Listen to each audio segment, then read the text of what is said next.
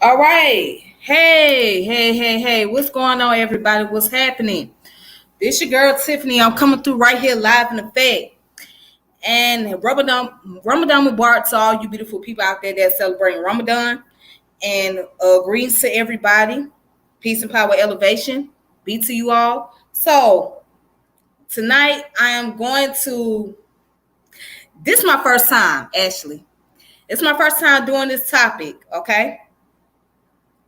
And I'm doing the topic because I'm going to address, and I am bringing a couple of people on here that's going to help me out with this topic about this whole Aboriginal, this Black Indians, and this whole thing about the Negro skeleton. So as you can see, the title is Dr. Clyde Winters.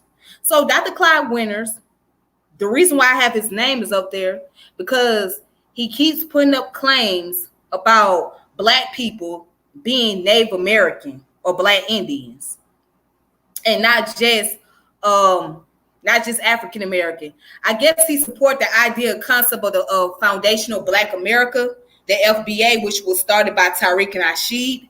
And peace, brother Kofi. And I guess his thing is that Black people are not just African descent, but also Native American. But the way he going about putting out his claims is very false. And a lot of people done address his claims. A lot of people done made videos about it. All right. But he happened to tag my name. And I have the post on Facebook in the group, which is Team ISIS, which is a part of Team Osiris.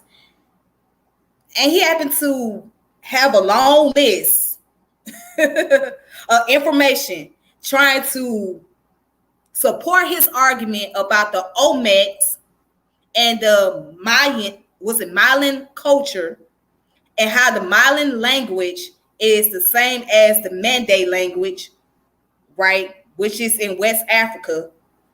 And then he tried to say that the Olmecs skeleton was the Negro skeleton. So that's the part that baffled me. So while I'm sitting here waiting on some individuals to come in, as a matter of fact, let me see where they at. Oops. Yeah, let me see where they at. Give me a second.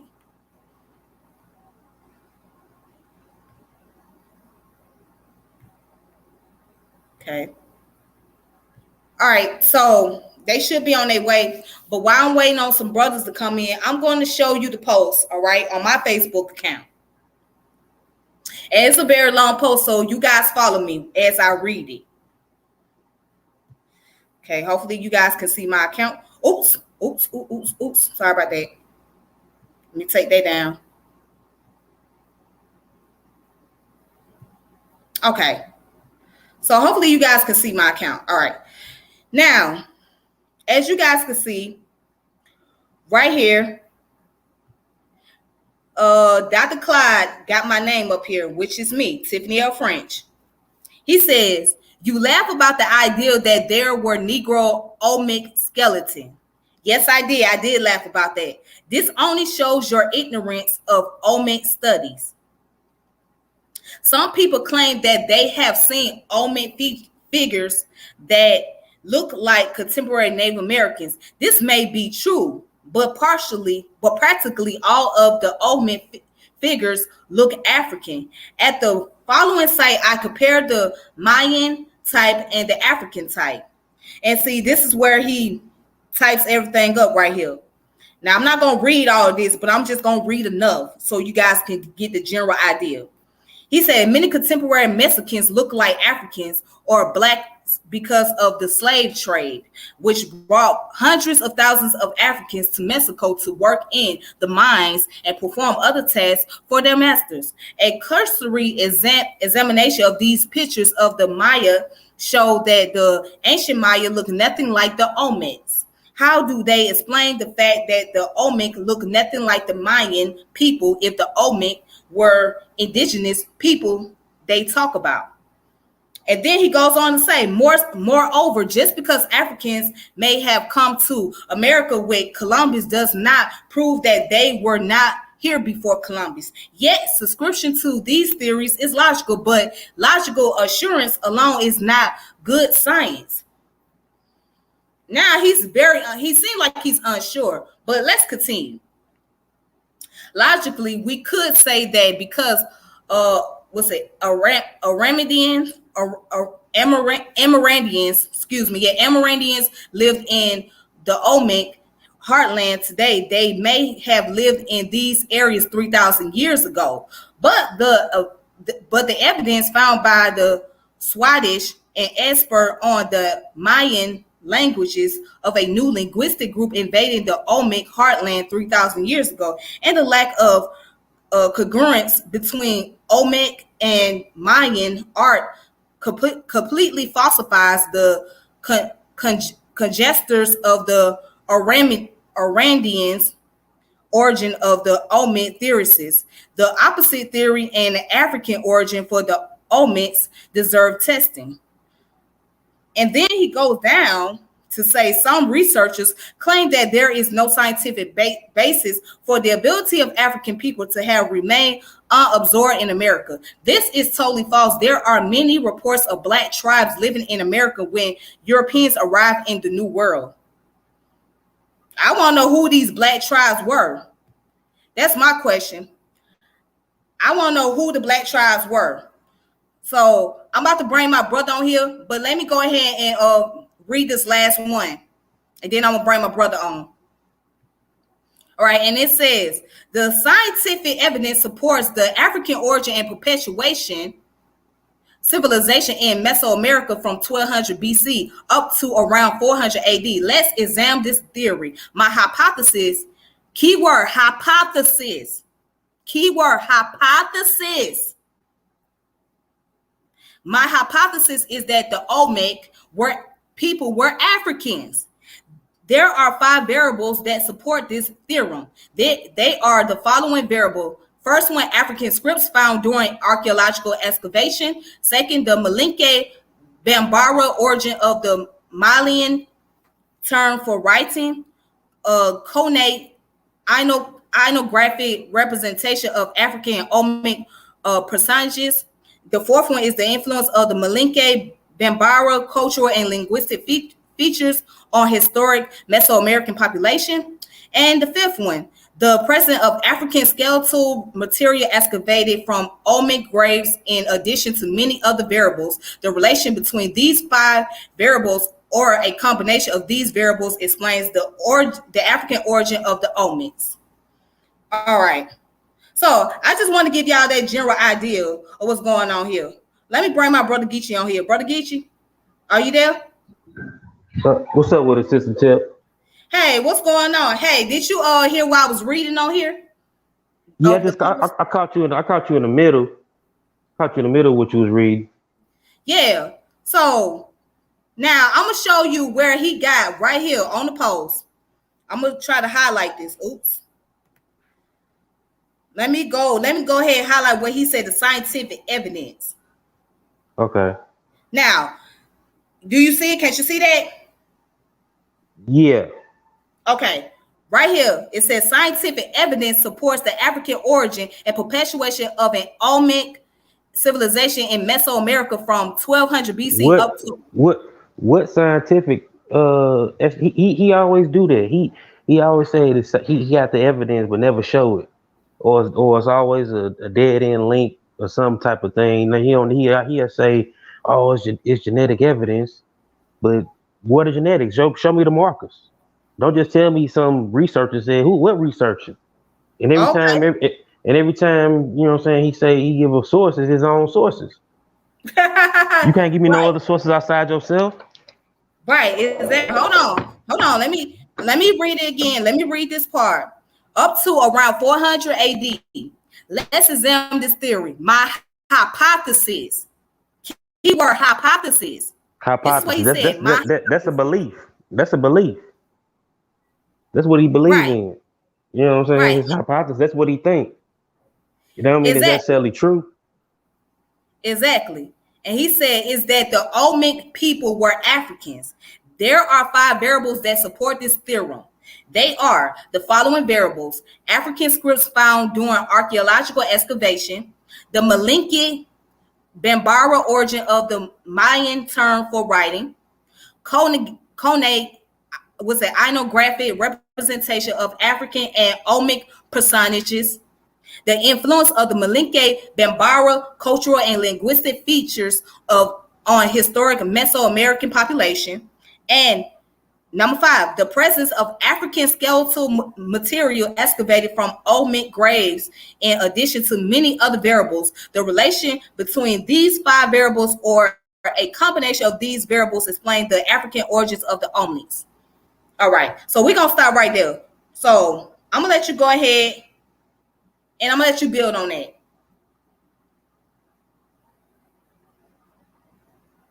Geechee?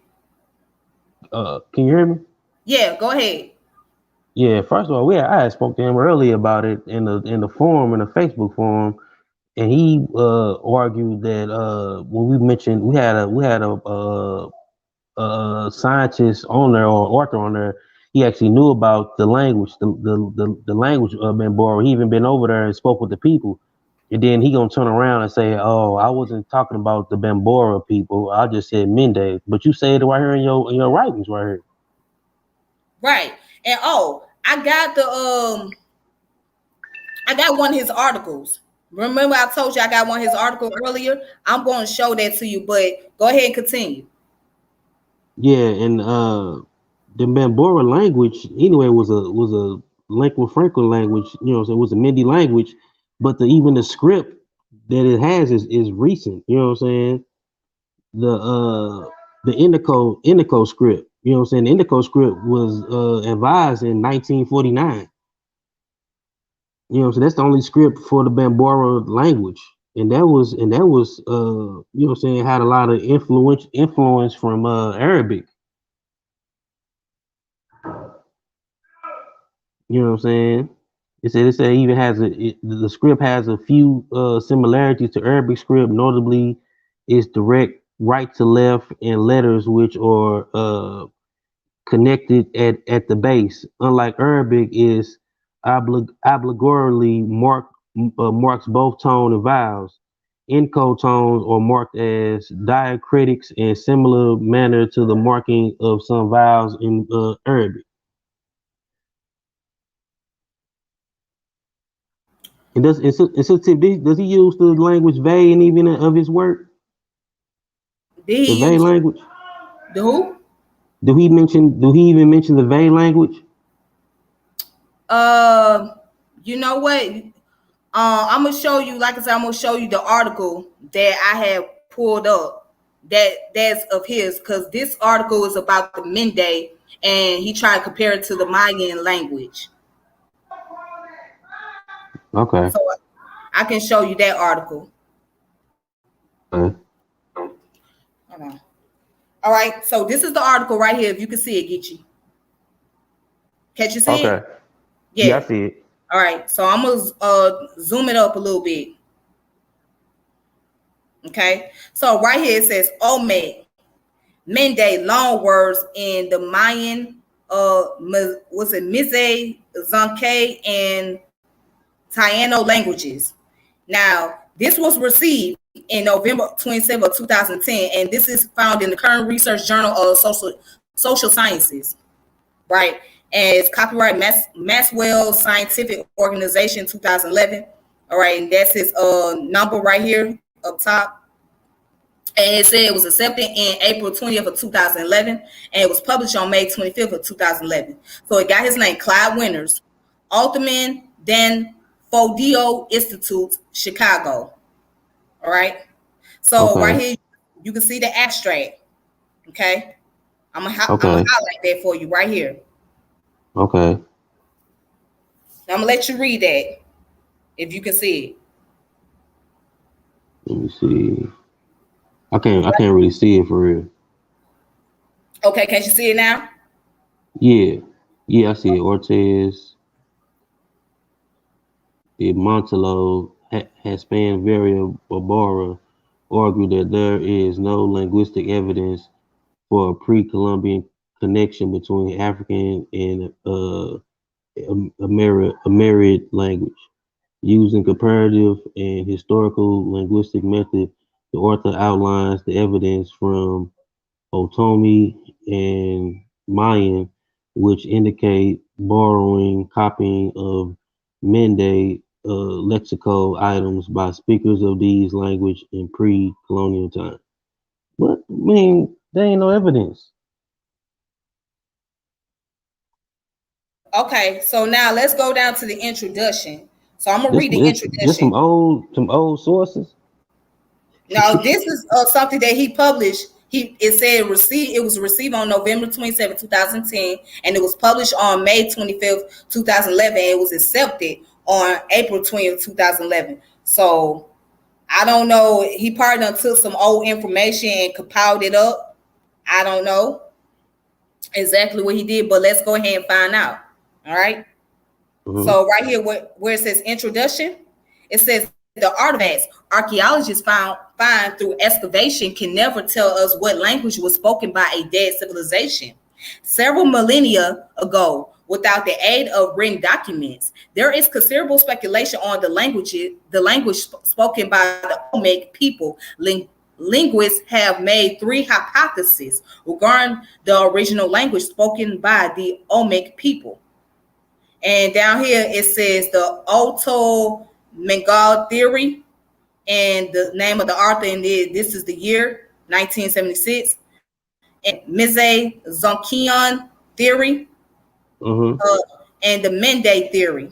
Okay, so right here he goes on to say Marcus, which the author who wrote the book back in 1976, is strong supporter of the Otto Magian language theory for the Olmec. He believes that the Olmec religion is best explained by the Proto-Otto Mangan religion.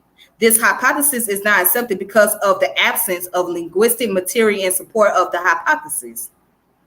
And Yeah, it he said, going off of Loud Campbell. he going off of who? Loud Campbell and Terrence Kaufman work. Oh, yeah, I see a Campbell and Kaufman. Yes. Yeah, and that's the reputable work. But he trying to mix in with his hypothesis with what they trying to say, but they ain't even saying nothing about Mende languages or nothing. Right, because down here he said the Mize Zakian hypothesis for the Olmec language is based on the geographical distribution of Mesozoican speakers in areas where the Olmec civilization existed, and the evidence of Mesozoican loanwords in the Mayan languages diagnostic of Olmec culture. Then he goes on to say Campbell argues that the cultural content of the alleged Mesozoican loans for ritual Canadric incense terms. For example, Mesozoican loans in Mayan languages include Quichean and Pogomchi terms for the 20-year period and the number 20. In Yakate, we find the Mesozoican loan for calendar priests, and into Kieche and Kasiko, we find, hold on, let me go up here. We find Mesozoican word for calendar. Below are the major Mesozoican loans into the Mayan languages. They represent Mayan words that fail to meet the canonical form for Mayan roots. So right here, if you can see it, right here, I'm gonna highlight it for you. Can you see that? Mm-hmm. Yeah. Where I got highlighted? Yeah. Okay. And he says the alleged Mesozoican loans in the Mayan languages are not systematic. The appearance of a Mesozoic word in this or the Mayan language or that Mayan language, for example, Koya and Kishi, Kechian or Kushi for calendar priests in Yucatec, the Mesozoican Well, Yucatan. Is that how you say Yucatec? Okay, Yucatec. My bad. The Let me see. Yeah, I think so. Yeah. Yeah, okay. The Mesozoican hypothesis is not based on a systematic finding of Mesozoican loans in Mayan language. So I'm just gonna stop right there. So what do you think so far? I mean, what you guys say about that so far? I mean, I think he trying to I think he cherry picking off of the actual real sources of the groundwork. Because even the real sources saying that other, you know what I'm saying, even, you know what I'm saying, you had other languages of Native Americans, but even the languages, whoever the, you know what I'm saying, the Olmec people were, the civilization were, they spread out and they spread out their languages and overlapped other Native American people because they became so dominant. You know what I'm saying, culturally, you know what I'm saying, but they don't say nothing about no Mindy people mixing in with them or nothing, no Mindy bar words. Lyle Campbell and Kaufman, they talking about other Native American languages being mixed. I mean, being having loan words from the Zocan languages. Okay. Oh, it's Messi Zokan. Okay, my bad. It's like a So big. It's like a big. Big language family. Like Mexi is his own language family in itself, and Zocan is his own language family. But them together is a big mega language family, and it's an ancestral language family to even the Mayan language. okay, got you. All right, so down here, and it says winners maintain that the Olmec people spoke a Mende language. This hypothesis is supported by the evidence of the Malinke Bambara, one of the Mende languages, loan words in a number of Mexican languages. All right, Mm-hmm. and the discovery of the Tustula statuette and La Venta offering number 4 that were inscribed with symbols common to the Vi writing system. Now, you told me about the Vi writing system earlier, right? Yeah, yeah, they come Okay, from Arabic. we're gonna get into that in a minute. But anyways, it says the Vi writing system used by the ancient Mende speaking people. And it says the Olmec people originated in Africa. This is what he wrote. The Olmec people originated in Africa. The Olmec called themselves Z or Shy, excuse me. They spoke a language. Who he saying this? This is what He he said. He saying said, this? yeah, he said the Olmec people originated in Africa.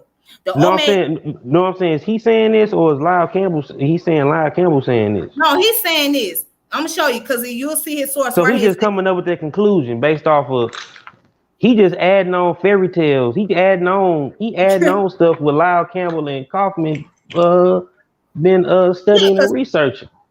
right, because right here it says the Olmec people originated in Africa. The Olmec called themselves She, and he got his name right here, Winters in 2005. So it came from his source. He said they Yeah. spoke a language similar to the Malinke Bambara language of the Mende family of languages spoken in West Africa. There is clear linguistic evidence that the language of the She or Shai or Olmec people of Mexico is a substratum in the major languages spoken by Indians presently living in the former centers of Olmec civilization. Now, this is what he's saying.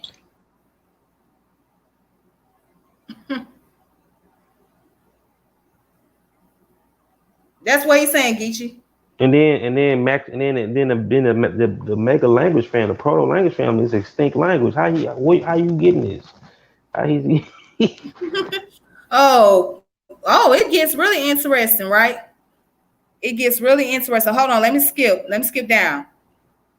And then he goes down and say the Proto-Olmec or Mandi people formerly lived in North Africa in the Sahara highlands and Fazan, and this came from his source in 1986.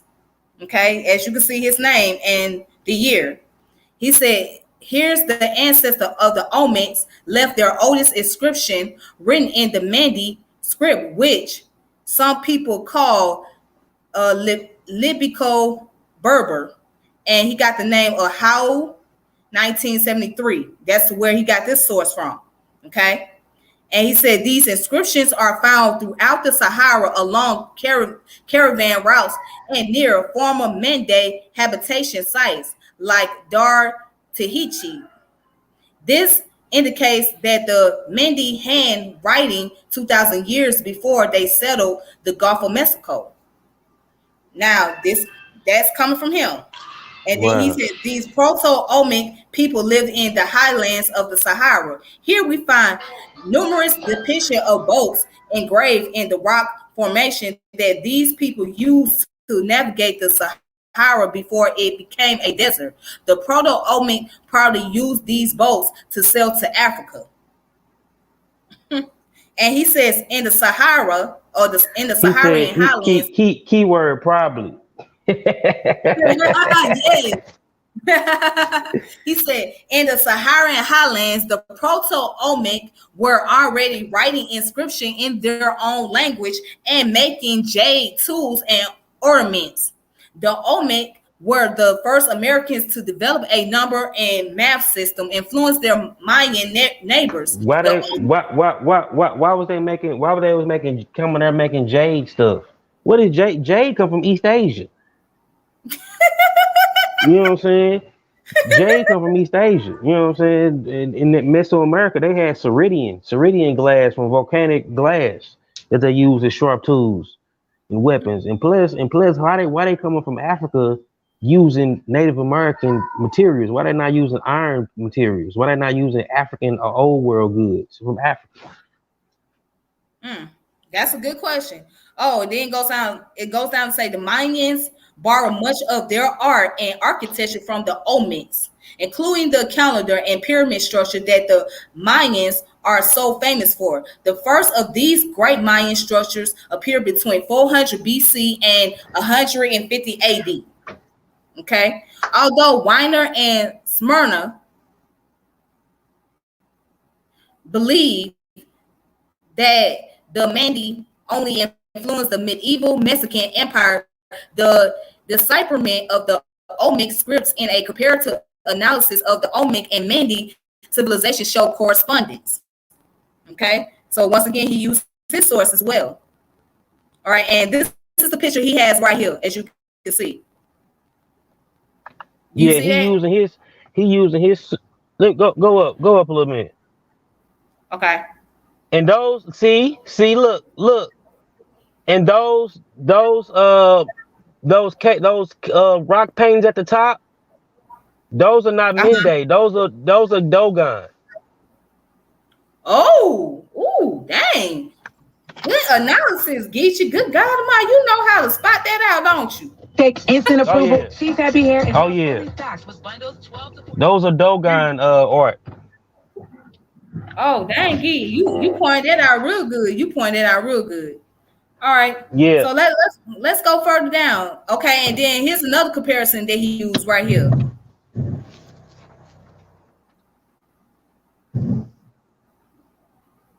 You see it? Yeah. Yeah. I don't know where exactly he got the top one from. You know what I'm saying? Because he don't have no sources or no, you know what I'm saying? What museum can we find it at?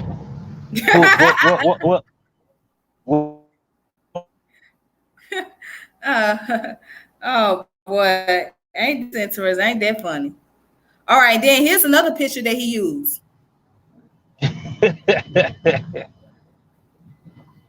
Do you see that? And it says Majara Stela. Do you see that? Majara Stela? Majala Stela. We're gonna look that up. And if it's the only source, if he the only source, you know what I'm saying? Yeah, let's look that up. What is Majara Stela? Because you know he always try to punch in on Wikipedia himself, even though his sources don't be you know what I'm saying, it don't be solid. Right. Let's go ahead and look up Majala Stela while we at it.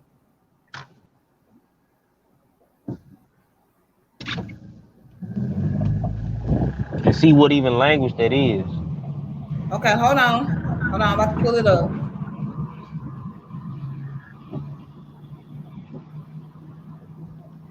Okay. All right. Can't you see my screen? Yeah. Okay. Now it said La Mojarra Stela first. And it said Mojarra Stela is a Mesoamerican carved monument dating from 156 CE. Right? It was So it's not discovered even in so it's not even African. He comparing two Native American glyphs to each other.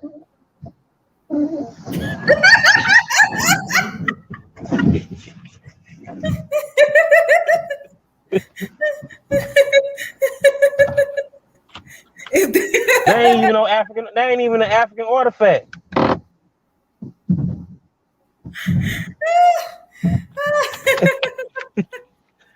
And that wasn't even the same thing that what he had. That was a drawing of a Native American some type of deity looking dude. He had writing what the stela was. This is crazy, oh, man. He didn't even show oh up though. Clyde Winners, he didn't show up. no, I didn't add him on here, but I told him that I was gonna do this video. Okay, oh yeah, because I he didn't told him even I get. had some. I He'll told him comment back. yeah, I told him I had this article. I'm waiting for Malik to show up too. Hopefully he'll come on here. But yeah, oh, this is Right, funny. Oh, this is so hilarious. Oh my goodness. Hold wow. on. Let's And look, and this right here, look, this the real sources that he trying to portray. He writing over about Terrence Coffin and Lyle Campbell. They claim that the right here from Wikipedia, if you look up the Zocan languages, it's a historically Mixi Zocan family may have been much more widespread, reaching into Guatemalan Pacific coast, Socorro region. Terrence Coffin and Lyle Campbell have argued, based on a number of widespread loan words in other Mesoamerican languages, that is likely that of Olmec people, generally seen as earliest dominating culture of Mesoamerica, spoke a Mexozocan language. Kaufman and John Justine also claim to have deciphered a substantial part of the text written in Esomayan script. And Esomayan script is a script that they say that date back to 500 BC. Remember that Clyde Winters claims that Mindy came to Mesoamerica or the whoever the Olmecs was. He claimed that they came there in 1200 BC. But this script, Estomayan script, called also by them and others as Epi Olmec. You know what I'm saying? That language was dated around five. You know what I'm saying? The latest is 500 BC. You know what I'm saying? It say which appears on the La Amora. That's the stela. Which appears on the La Amora stela based upon their deciphering of the text as representing a archaic Mexizoan language. It don't say nothing about no Mindy language that Kaufman and Lyle Campbell was talking about. And these are okay. languages, and these are real languages. Oh, okay. All right. Well, let's see what else Mr. Clyde got to say. All right. So he got the pictures right here. You see these pictures? Yeah. Yeah. All right. Oh, and then he got another picture right here. Oh, and it says, he said, although Weiner was unaware of the great age of the Tatusula statuette, his correction identification of the African origin of the signs on the statuette helped us to decipher the Olmec script and led to the determination that the Olmec spoke a Mende language. The linguistic evidence suggests that around 1200 BC, when the Olmec in the Gulf region of Mexico, a non-Maya speaking group wedged itself between the Haustitz, and Maya. And then he said the Mandi. Is that plagiarism? Is that plagiarism, Mr. Winters? You know what I'm saying? Hold on. It sounds like he plagiarizing other people's stuff and just writing what he filling in his theories. Hold on. He says the Mandi speakers were early associated with navigation / sailing along the many ancient rivers that dotted Middle Africa in Neolithic times. Right? He said these people founded civilization in the Dar Tachit, was it Tachet Valley between 1800 and 300 BC, and other sites near the Niger River, which emptied into the Atlantic Ocean. This is what he wrote. The Mende signs left on Saharan sites are identical to symbols used by the Olmecs who write their documents.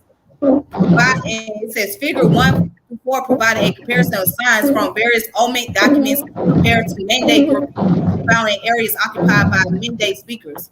Can you hear me? And then, and then too, if that language or that script that Estonian script, which is the Epic Olmec language script, if that was only dated around 500 BC, how is he dating it back to the Neolithic era?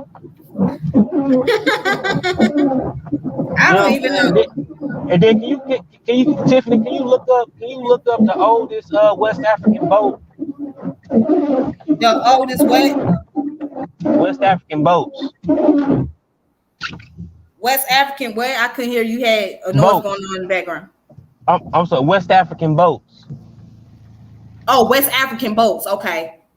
The oldest boat from West Africa. Because he's saying, you know what I'm saying, they had these boats in the Neolithic era.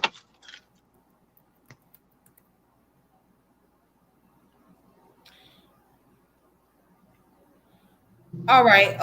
Let's look that up. You said the oldest. Yeah, the oldest boat. Let me see if I can spot. All right, so I'm on here and I see it says the canoe in West African history.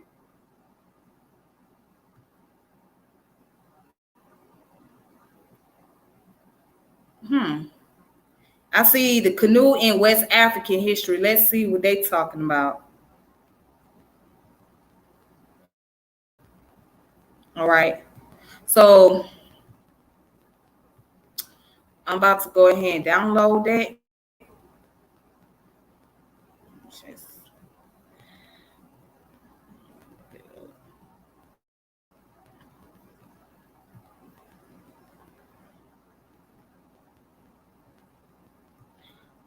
All right, so do you see my screen? Oh, dang, he went out. Okay, anyways, so hopefully he'll come back in. He had went out. But anyways, so the oldest boat, or the information regarding to the boat in West Africa is called the canoe in West African history. So right here, it was written in 1970 by an author named Robert Smith, and the source is called the Journal of African History. All right, Cambridge University Press.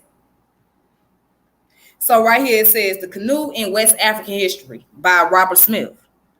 So it goes down to say mastery of the water in West Africa as elsewhere was as important a development for early man as mastery of the rest of his environment, for the many rivers, the great lagoons, and even the tumultuous ocean itself offered livelihood and means of communication. All right, Geechee, you back? Yeah, I'm back. Yeah, okay. I dropped up. All right, so the article that I was reading on is called The Canoe in West African History, and which was written by Robert Smith, and it was written in 1970. The article is called the Journal of African History.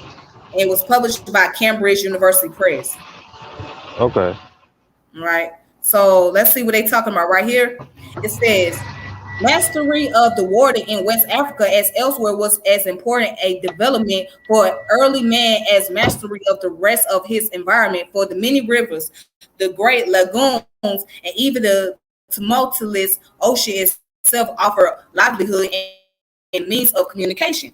The first boats may be assumed to have been the trunks of fallen trees on which prehistoric man sat astride, either paddling or, to use a West African term, poling with a branch. The next step was taken in Neolithic or possibly Mesolithic times, when ground and polished stone axes and azes came into use. The tree trunk could be shaped, giving it a tapered hole, which, while the soft part of the wood was hollowed or dug out, a process which was completed by the use of fire. In this way, there came into being the canoe, which the first writers on West Africa describe as being in use up and down the coast and on the rivers and lagoons, in which even today is still seen. There is great number. They're in great numbers.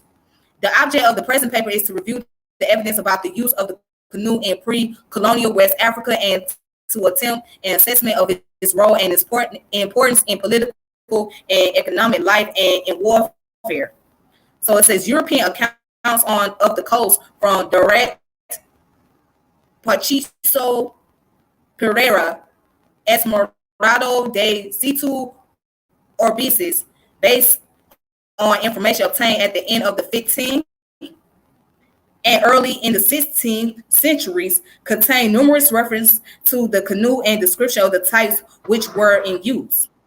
Water transport also played a considerable part in the Western Sudan, as appeared from the early Arabic sources. In the 19th century, with increasing contact between West Africa and Europe, evidence became more abundant. And though this contact was itself the agent of great and continuous change, much that is described in these accounts may be taken with some confidence as applying also to far earlier times.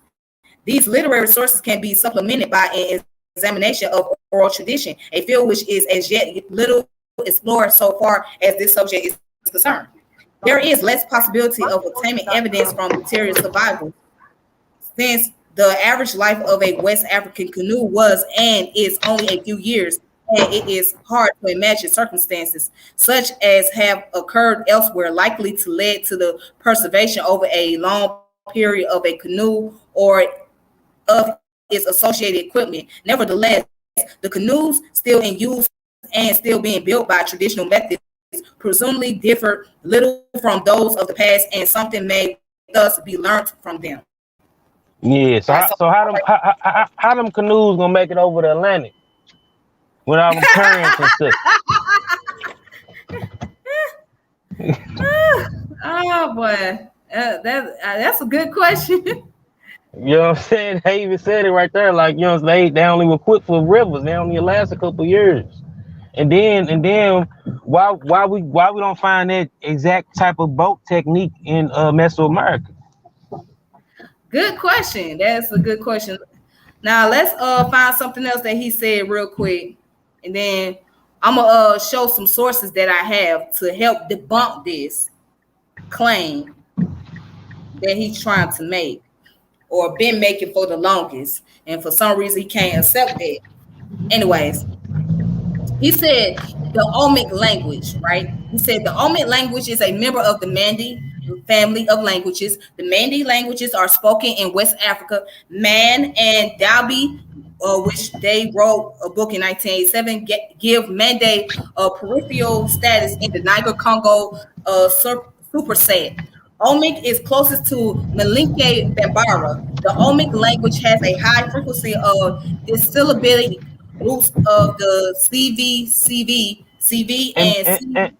I'm saying Bambara is not even a old language. Bambara is a more of a new Mende language. Like it came through the Dila language group. But Bambara, you know what I'm saying, they first started off as a subgroup of Mende merchants, and they became powerful, and you know what I'm saying, became a kingdom itself. That's like one Right. of the that's like one of the youngest. That's like one of like it ain't the youngest, but it's like one of the youngest branches of Mindy. Like he talking about some they you always spoke it all the way back to that particular branch.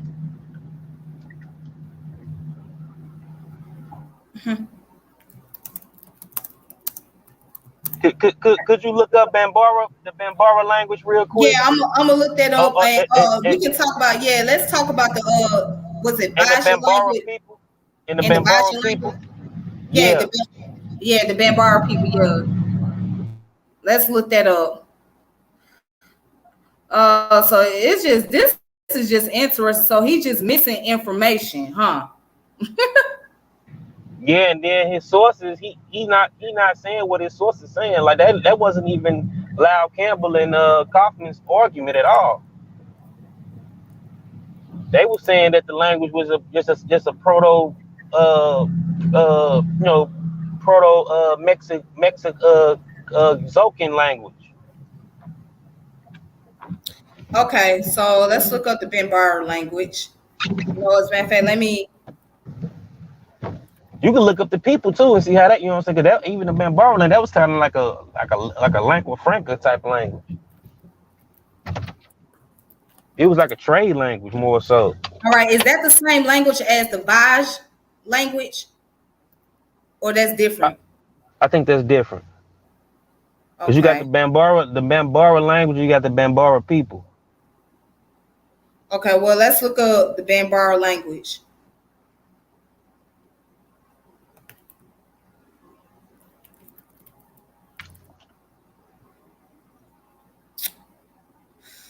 Oh, jeez.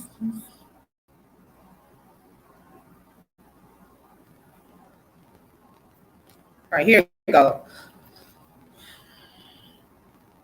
I can't think of that brother name that who actually studied the Bambara language. He called Clyde Winters he called him a couch anthropologist. A who? He called him a couch anthropologist. Oh, wow. All right, so right here is the Bambara. The Bambara is a lingua franca and national language of Mali, spoken by perhaps 15 million people, natively by 5 million Bambara people and about 10 million second language user. It is estimated that about 80% of the population of Mali speak Bambara as first or second language. It has a subject, object, verb, cause, structure, and two lexical tones. The native name Bananakan means the language Kan, and Great Bambanakan,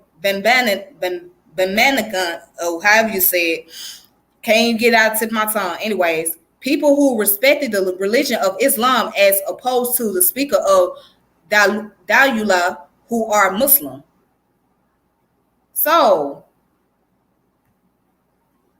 so you heard that Geechee? Geechee? Hello?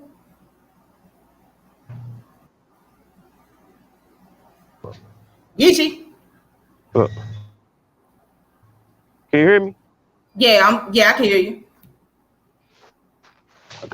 Just a minute, sis. Hold on. Okay, cool. All right, so as we can see, the Bambara language has nothing to do with the Olmec language. All right, so it's a totally Can can separate can can, language. And can you look at I'm sorry. the Bambara people? Can you look up the people real quick? Okay. Just click on that. Yeah. All right, so here it is. The Bambara are a Mende ethnic group native to much of West Africa, primarily southern Mali, Guinea, Burkina Faso, and Senegal. They have been associated with the historic Bambara Empire.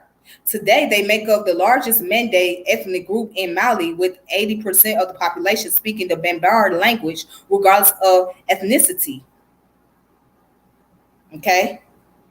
And here it is, the ethnonym. According to the Encyclopedia of Africa, Bambara means unbeliever or infidel. The group acquired the name because it resisted Islam after the religion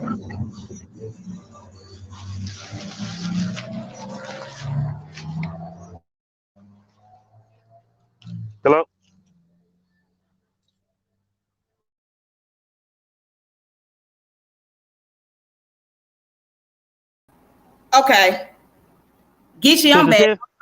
I'm Yeah, sorry. yeah, Yeah. yeah. I was trying to get you. I was trying to get you to get into the history of them and showing you that the Bambara people is a more of a recent identity of a you know what I'm saying, of a Mende ethnic group.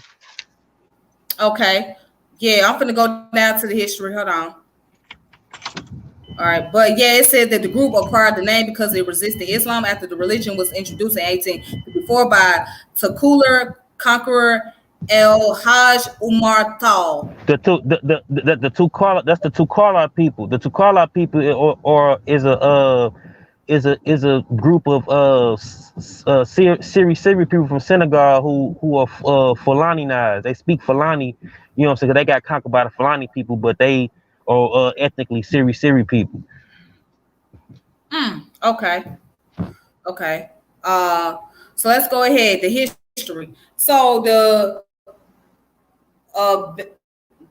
Bemana, if I'm saying it right, the Bemana or originated as a royal section of the Mandinka people. They are founders of the Mali Empire in the 13th century. Both Mende and Bambara are part of the Mende ethno-linguistic groups, whose divergence is dated to about at least about 7,000 years ago, and branches of which are associated with sites near Tikchet, now subsumed by the Sahara in southern Mauritania, where urban Yeah. centers begin to emerge by as early as 2500 BC. By 250 BC, a Mende subgroup, the Bozo, founded the city Dejane between 300 AD and 1100 AD. The Phoenician Mende dominated the western Mali, leading the Ghana Are you talking Empire. about that's the city of Janine? You Okay, don't pronounce the Janine. D, it's Janine. Yeah. Okay, Janine. Sorry. All right, got you. All right, so Janine between 300 AD and 1100 AD, the Zanike Mende dominated the western Mali, leading the Ghana Empire. When the Mende Sun God Empire dissolved after 1600 AD, many Mende-speaking groups along the upper Niger River basin turned inward. The Bamana appeared again in this Manu with the rise of a Bamana Empire in the 1740s, when the Mali Empire started to crumble around 1559.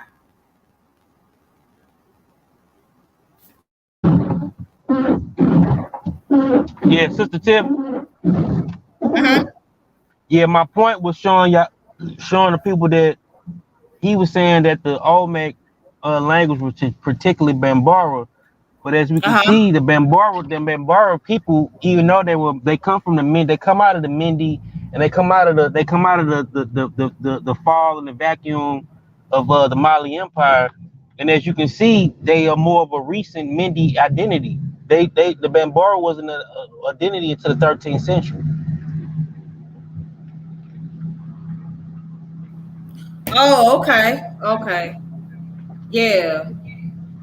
That's interesting. See, I don't know why he go that far back to try to make that type of comparison. Now Yeah, you was talking about the Vaj people, right? In the Vaj language earlier.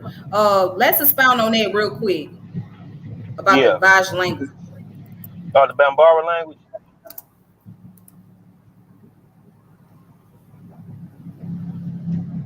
Uh, was it Bambara? Yeah, the Bambara language. Oh, okay. Hold Because on. remember he said he was saying in his statement that the Olmec language script or whatever is particularly the Bambara language of the type of Mende that it is. You know what I'm saying? And then and it don't make sense because the Olmec civilization started 1200 BC. You know what I'm saying? The Bambara identity, even though they come out of the Mende people, you know, they go way back, but that Bambara branch of Mende is a new identity. That they didn't even come around. them calling themselves Bambara or the Bambara sect of type of Mindi when he didn't even come around until the 13th century AD. Now you were showing me something about the syllabary. Yeah, you talking about earlier. Yes. That's what you were showing me. Yeah. Yeah. Hold on. I'm about to pull it up. Yeah, I think it's in the chat. I think I linked the link in the chat. Yeah, I'm gonna pull it up so people can see.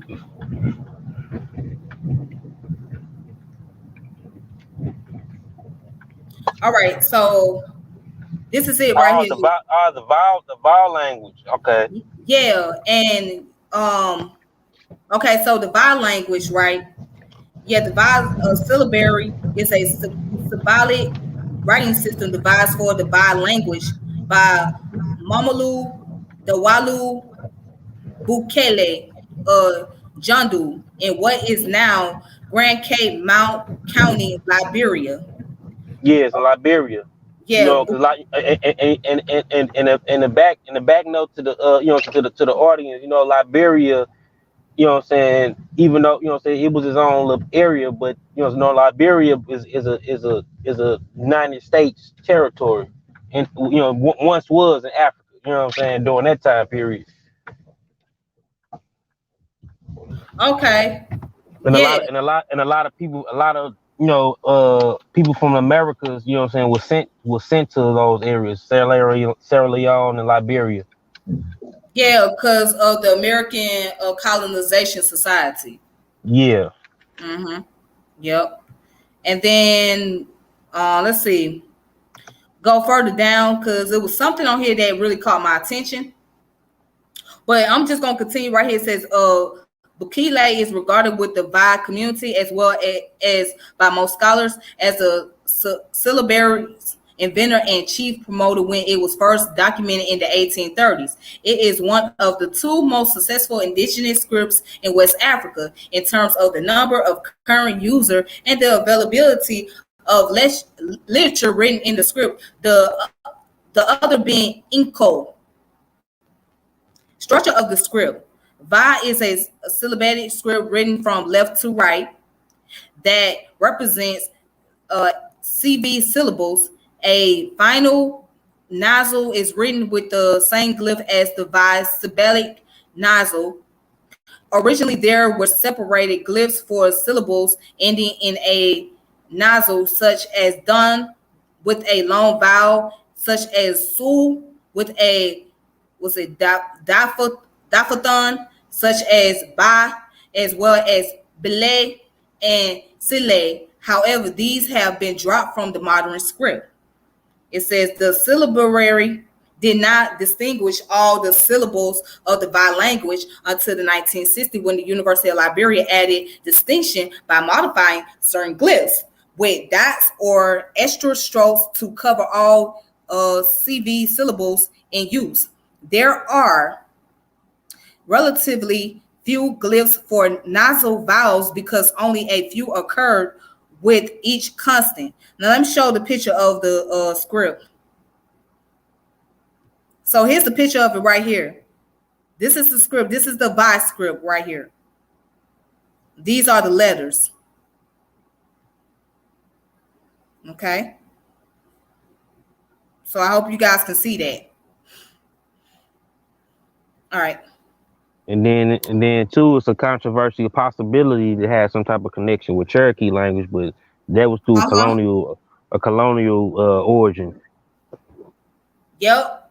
It says that possible link with Cherokee. In recent years, evidence have emerged suggests that the Cherokee syllabary of North America provided a model for the design of the Vai syllabary in Liberia. The Vai syllabary emerged about 1832/33. The link appears to have been Cherokee who immigrated to Liberia after the invention of the Cherokee syllabary, which in its early years spread rapidly among the Cherokee. But before the invention of the Vai syllabary, one such man, Cherokee, Austin Curtis married into a prominent Bai family and became an important Bai chief himself. It is notable that the romantic inscription on a house, the first drew the world's attention to the existence of the Bai script, was in fact on the home of Curtis, a Cherokee. All right. So, and it says right here, what we can be reasonably sure about is that Curtis was not only a well-connected and influential man within the Bai community, but one who spoke the Bai language and adopted Bai customs, who settled in Bai country some 4 years before the invention of the Bai script, and who later appears to have welcomed the use of the script on his house. If Curtis was informed about the Cherokee script, if he was already resident at Cape Mount by 1827/28, and if he made contact with any of the mission party at Big Town, Reve, or even his Bai-speaking assistant, it is conceivable that the notion of a syllabary reached the Bai by this route, but perhaps not very likely. Finally, whether the argument from coincidence should have any weight is difficult to say, but that two new scripts sharing the same basic structure, invented a continent apart within little more than a decade of each other, can each be linked, however, tentatively, given the limited evidence to the same individual, may reasonably be regarded as at least singular. And then here's the author's name, Tusher and Hare, 2002. So, and here's the language, here's the scripts again. Yeah. And they said it's most likely, they say it's most unlikely, but it could be possible because the dude was there, that native Cherokee. Well, he probably most likely was a civilized, from a dude from a civilized tribe area being in Liberia. You know what I'm saying? But you know what I'm saying? But what you say? I said, I'm listening to what you're saying. Yeah, but he was there only 4 years before that language was, created. But see, I didn't even know that there was like Native Americans over there in Liberia. Oh yeah. You even had mixed. You even had like Creole mixed Native American people that was sent back to the Americas. That's why certain people, like I haven't seen Lewis Henry Gates did the DNA trial. He found it was certain people in West Africa with Native American DNA due to back migrations through colonial times. Okay, see now earlier you mentioned when Dr. Henry Louis Gates did a DNA test on Don Cheadle, the actor. Oh yeah. Yeah, go into that. Oh yeah. When he because even Don Cheadle, even think his last name is even a Native American of Native American origin. But when he did the DNA test on him, he found that he had no Native American at all in his blood. But the thing is, his family his family come from a line of Native American freedmen who were African people descendants who were free or used to be enslaved by Native American people, which were the 5 civilized tribes. Oh wow! So he found out that his ancestors was owned by the so-called 5 civilized tribe of Native Americans, right? Yeah. Okay. Yeah. Wow. So yeah, let me go ahead and let me show some of these sources that I have that can easily debunk Dr. Winters' claims that been going on for centuries, decades, and months, and years, even before I was even born. Oh boy, hold on, because I'm about to show it. All right, so right here I got a book, PDF. If you can see that, of course, because that can easily debunk it. It's called the Olmec and the Toltec, the history of early Mesoamerica's most influential cultures. All right. So as you can see, it's written by Charles River. Yeah, Charles River editors. So right, you can see this picture right here. So now remember when we were talking about the statue earlier? They try to compare these statues, try to say that these are African people or Yeah. Negroes. Yeah. which is So, which is outdated. You know what I'm saying? You can't compare. You can't use skull. You know what I'm saying? Or you know what I'm saying? And say all these is a certain type of way. You know what I'm saying? Humans are more. You know, you can't use a narrow scalpel to identify humans. You know, you gotta come. You know, you gotta come with more type of sources than that. right. All right. So here go the introduction, right? The Olmec. As you can see, it's an Olmec mask made of jade, right? Yeah.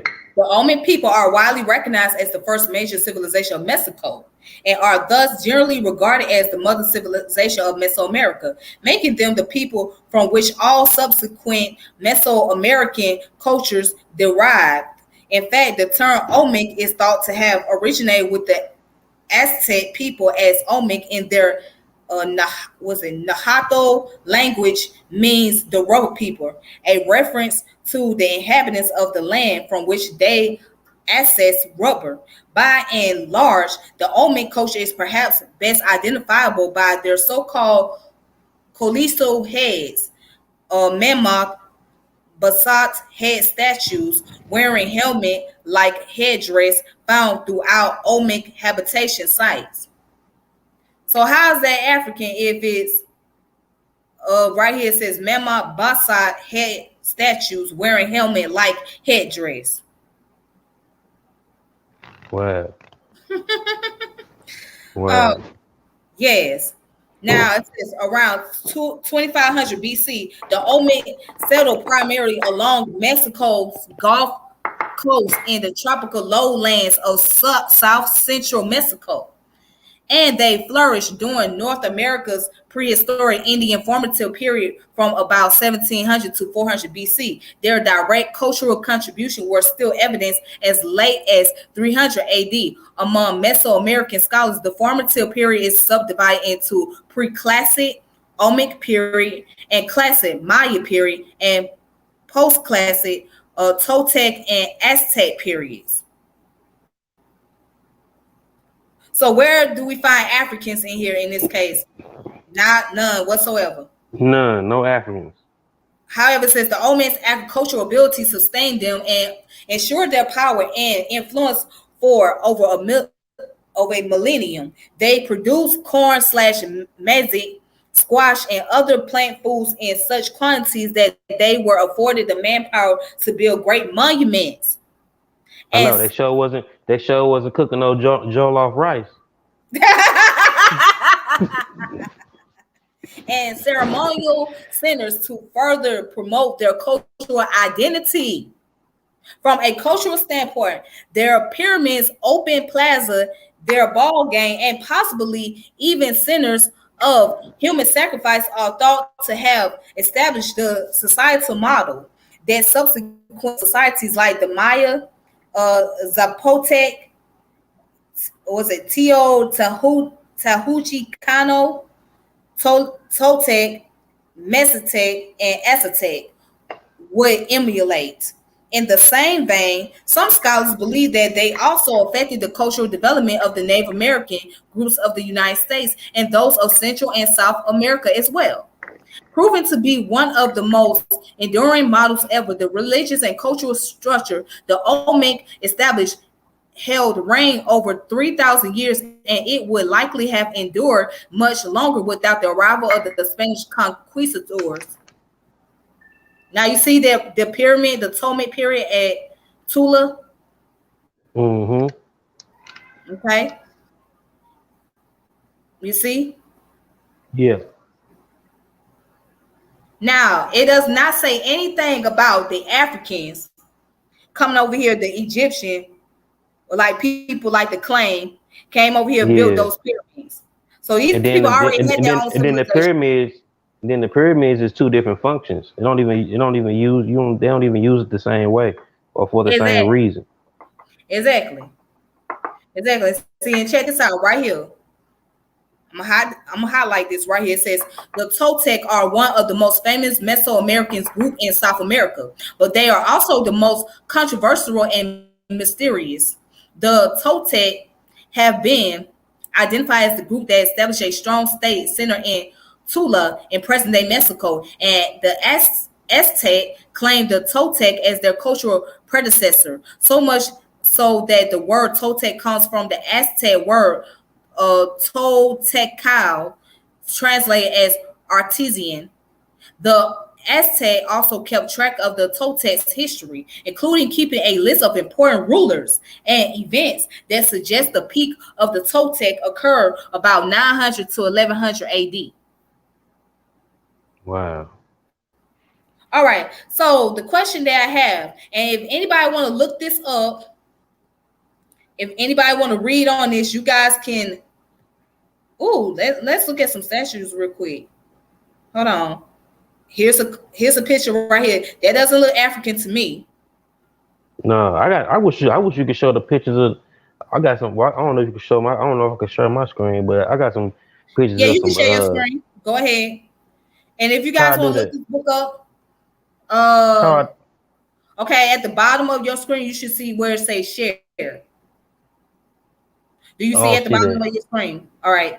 When you hit share, all right, you're gonna click on the icon, the little TV icon. Okay, I don't see none of that. Okay, you don't see it on the bottom of your screen? I'm on a cell, probably because I'm on the phone. I'm on a cell phone. Oh, okay. So, okay. Then that's probably why. Never. But I was gonna show you some. I got some pictures of comparisons of them statues of the actual Native American people. Okay. Okay, then. Well, yeah, just send to me on my inbox, and maybe I can share the pictures. Okay, I'll do it right now. I'll do that. Yeah, I'll do that right now. All right. But if you guys want to look at the books or check out some sources, here's the sources right here. Okay. Here's this book. It's called The Olmec and Toltec, The History of Early Mesoamerica Most Influential Culture. All right. By Charles River Editors.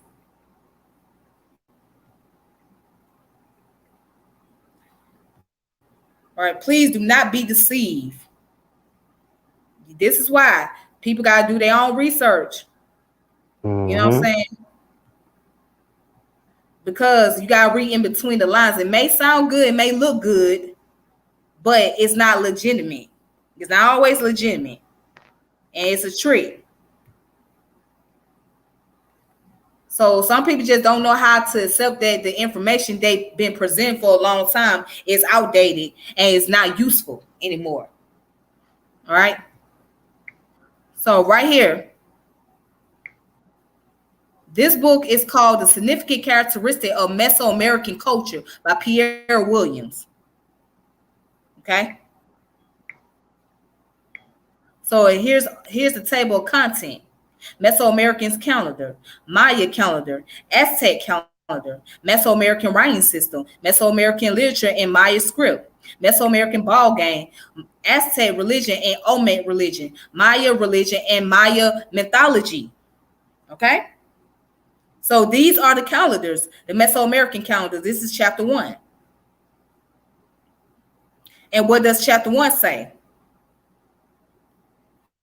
It says the Mesoamerican calendar are the calendarical system devised and used by the pre-Columbian cultures of Mesoamerica. In addition to the basic function of a calendar defining and organizing periods of time in a way that allows events to be fixed, ordered, and noted relative to each other in some absolute progression, Mesoamerican calendars were used in religious observance and social rituals such as for divination.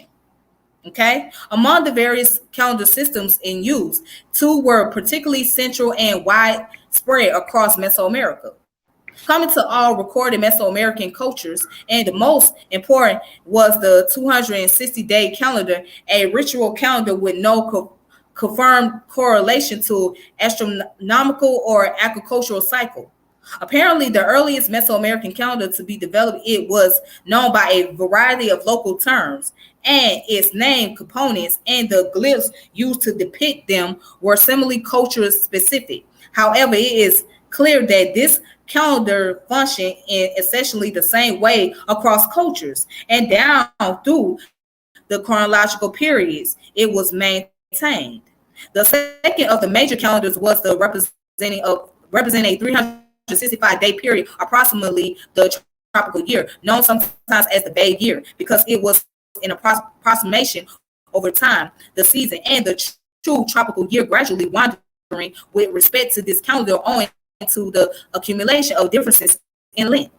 There is little hard evidence to suggest that the ancient Mesoamericans used an intercalary days to bring their calendar back into alignment. However, there is evidence to show Mesoamericans were aware of this gradual shifting, which they accounted for in other ways without amending the calendar itself.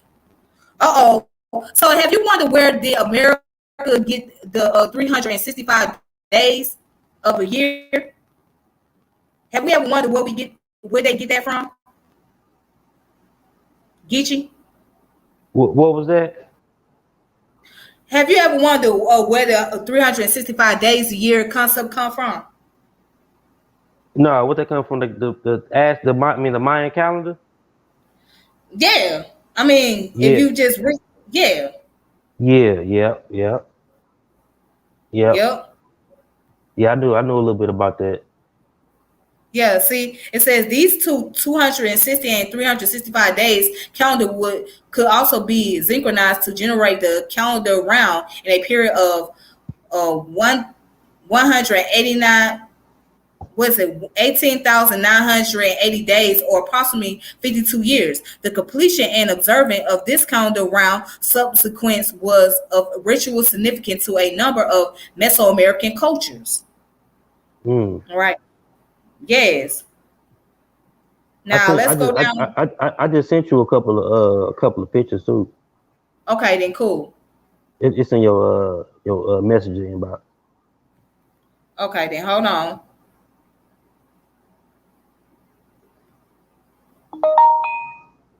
Okay.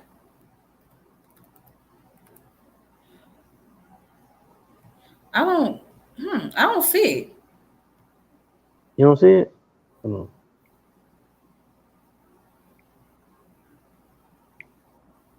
I don't know why they get sent. Or did you see it in the? It's in your messages. Like your Facebook message. Yeah, I'm in my Facebook Messenger. I don't see it. Oh, so I sent it. Oh, yeah, it say it ain't sent yet. I don't know why they ain't sent it though. Okay.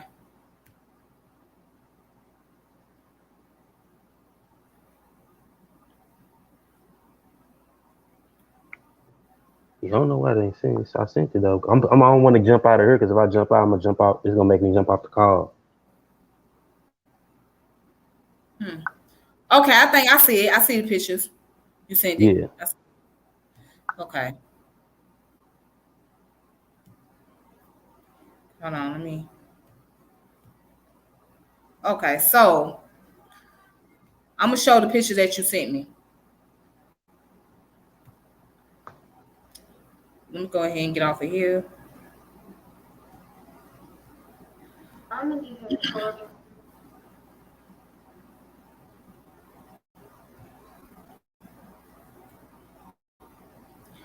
All right, so I see. Okay, this is the first picture that you sent right here, correct? What says these? Oh, nah, I don't. Nope.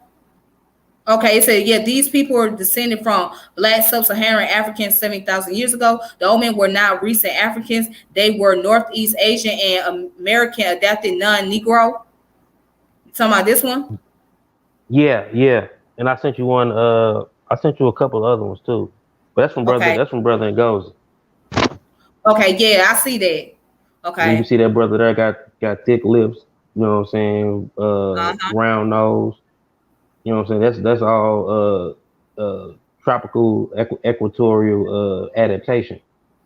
Mm-hmm. All right.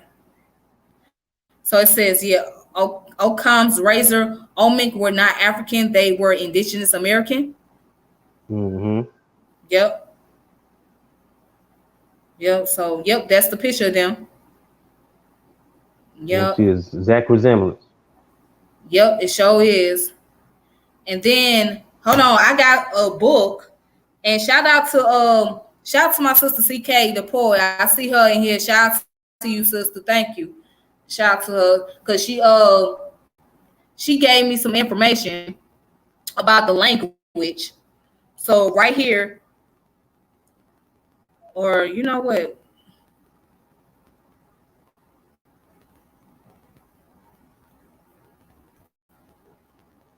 Hold on. That's not it. My bad. Okay, so right here, this book I'm about to show you real quick.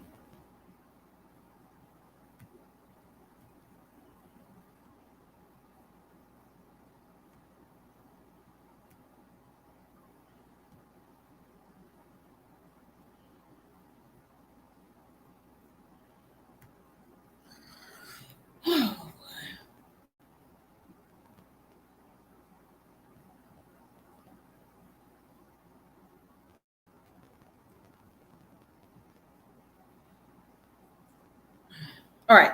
So right here, this book is called American Indian Languages. It says the Historical Linguistics of Native America by Lyle Campbell, the author that you mentioned earlier. Oh yeah. Geechee. Oh yeah. Yep. So let me just go over here.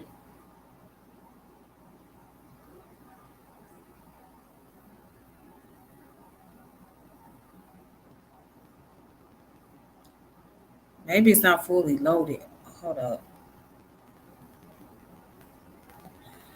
Okay, for whatever reason, it's not. Oh, here it is. Just some pages are blank.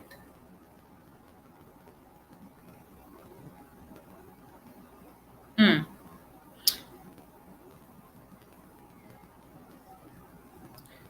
All right, so here's the introduction in this book. Let me go up a little bit. All right, so here's the introduction. It says, in the beginning, all the world was America. John Locke II, civil government. And it says, what fools do fable take thou no heeded at all, for they know not. They call fantastical. Richard Eden, the first 3 English book on America.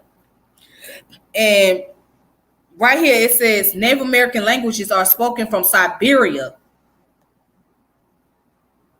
to Greenland and from the Arctic to Tierra del Fuego. They included the southernmost language of the world, Yagan, and some of the northernmost languages, Eskimoian. They number into the hundreds, or better said, into the lower thousands. Yet, what do we really know about their history? Where did they come from? To what extent are they related to one another?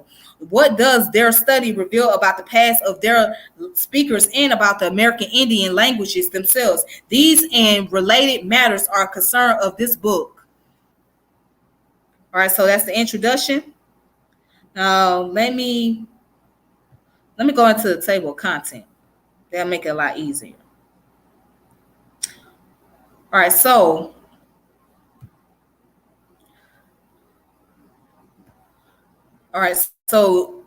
uploading the Native American pidgins and trade languages. The pidgin trade languages and myth system involving Native American languages are rarely included in general surveys of Native American linguistics. Such overviews are usually concerned primarily with genetic classification, and pidgin and trade languages fall outside those considerations. All right. It's important to keep their existence in mind. So they too have interesting histories, and they deserve more study than they have received, for little is known about many of them. The languages are present in roughly geographical order from north to south, and where relevant from west to east. Okay.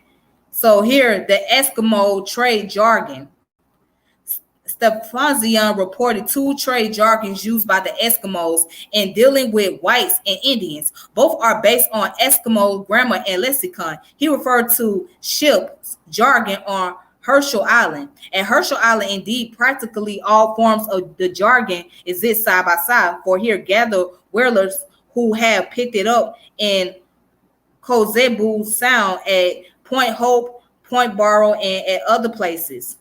All right. So, and then going on over here, it talks about the Meniji Aleut, Copper Island Aleut.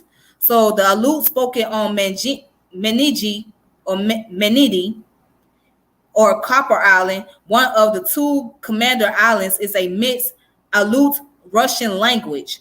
Only 10 or 12 speakers remain. The population was made up of a small group of Russians who settled there for seal hunting. Aleuts who were first moved there in 1826 by the Russian American Company. They were brought from islands of the Aleutian chain and children of Russian men and Aleut women. Most of the vocabulary grammar of Metni Aleut are clearly Aleut, but virtually the entire phonetic verb morphology is Russian. So I'm not going to go any further, but to say this, to say that, right? We don't see no type of comparison with the Mende language. All right. However, right down here, it goes on to say broken slavery or slavery jargon. It says the Athabascan based broken slave jargon has been reported, although very little is known about it. Dahl described it. Okay.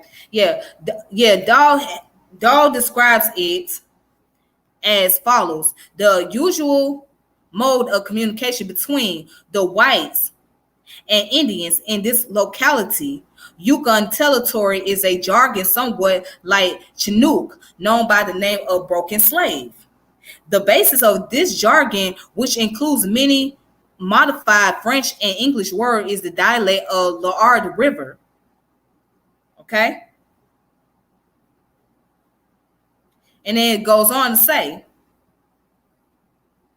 this jargon by 19th century travelers, Emile Piot, said the jargon is compromised of slavery, French and Cree, slavey and French and Cree elements, and he presented a small sample. All right, so broken slavey or slavey, and the other one is called broken Ojibwe, and Ojibwe pidgin is reported by John Nichols. It was apparently used by both European and Native Americans inhabiting the Western Great Lakes region in the early 19th century and was recognized by Ojibwe speakers as being something deviant. All right, so I'm not going to go any further. And then you got the American Indian Pidgin English, right? According to Ivis Goddard, demonstrated many Algonquian forms in the attestations of American Indian Pidgin English used in New England, along with the Pidgin Massachusetts. And then you got the one down here about the Delaware Jargon. So where's the Delaware Jargon? The Delaware-based traders' jargon, a pidgin, was used in the interchanges between Delaware River whites and Indians in the 17th century. It is attested in several sources, but the total extant material is still quite limited. Perhaps best known is the Indian Interpreter, a list of 261 words and phrases in the English of the period and in a mixed dialect of the New Jersey Delaware language. Almost all of its lexical items are from Delaware. Its grammar is simplified as typical of pidgins, but exhibits no European influence, and some of its features are at odds with the Dutch, English, Swedish then spoken in the area. For example, OV, which is object verb basic word order, and a native Delaware-based negative construction. This may be only part of a bigger picture. Ivis Goddard finds evidence that there was a pigeon Algonquin used all along the East Coast, attested for Virginia, Delaware, and New York, southwestern Connecticut, and indirectly for Massachusetts. So I'm just gonna stop right there. Oh And yeah, so if you guys want to look this up, you can. The name of the book is called The American Indian Languages. Okay. Mm-hmm. All right. So it's written by Clyde Campbell. And what year did he write this book? Which is a good question. Because you always want to probably in the 70s. No, it was written in 1997. So it wasn't that Oh, long 90s. ago. Yeah, obviously I know he got a lot of work that was in the 70s, but he probably he got later work too, more recent work. Yeah. So it wasn't that long ago, but to just show you that nowhere do you see anything about the Mende language being compared to the Native American language, okay? Yeah. Or the Olmec language. You don't see that anywhere. So again, you guys, once again, y'all gotta do your research. You gotta verify these sources what these folks be saying, man. And then he talking about these skulls too. We can get that on a whole other subject, but what connects East Asians, Southeast Asians to Native Americans is their teeth shape and their skull shape, which is they call it syndotony and pseudotony. They have shovel shape incisors. And they also have a gene called EDAR gene, which is echo dysplasm aceptor, which is found in East Asians and Native Americans, but not in Africans and Europeans. All right. Wow. Exactly. Now, here's another book that people can check out. And by the way, these are credible sources. These are credible sources. So this book right here, I'm about to pull up for y'all.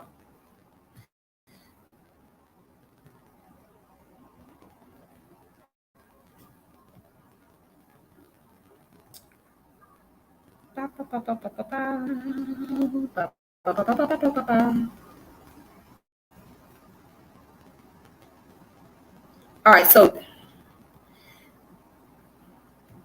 this book is called Time, History, and Belief in Aztec and Colonial Mexico.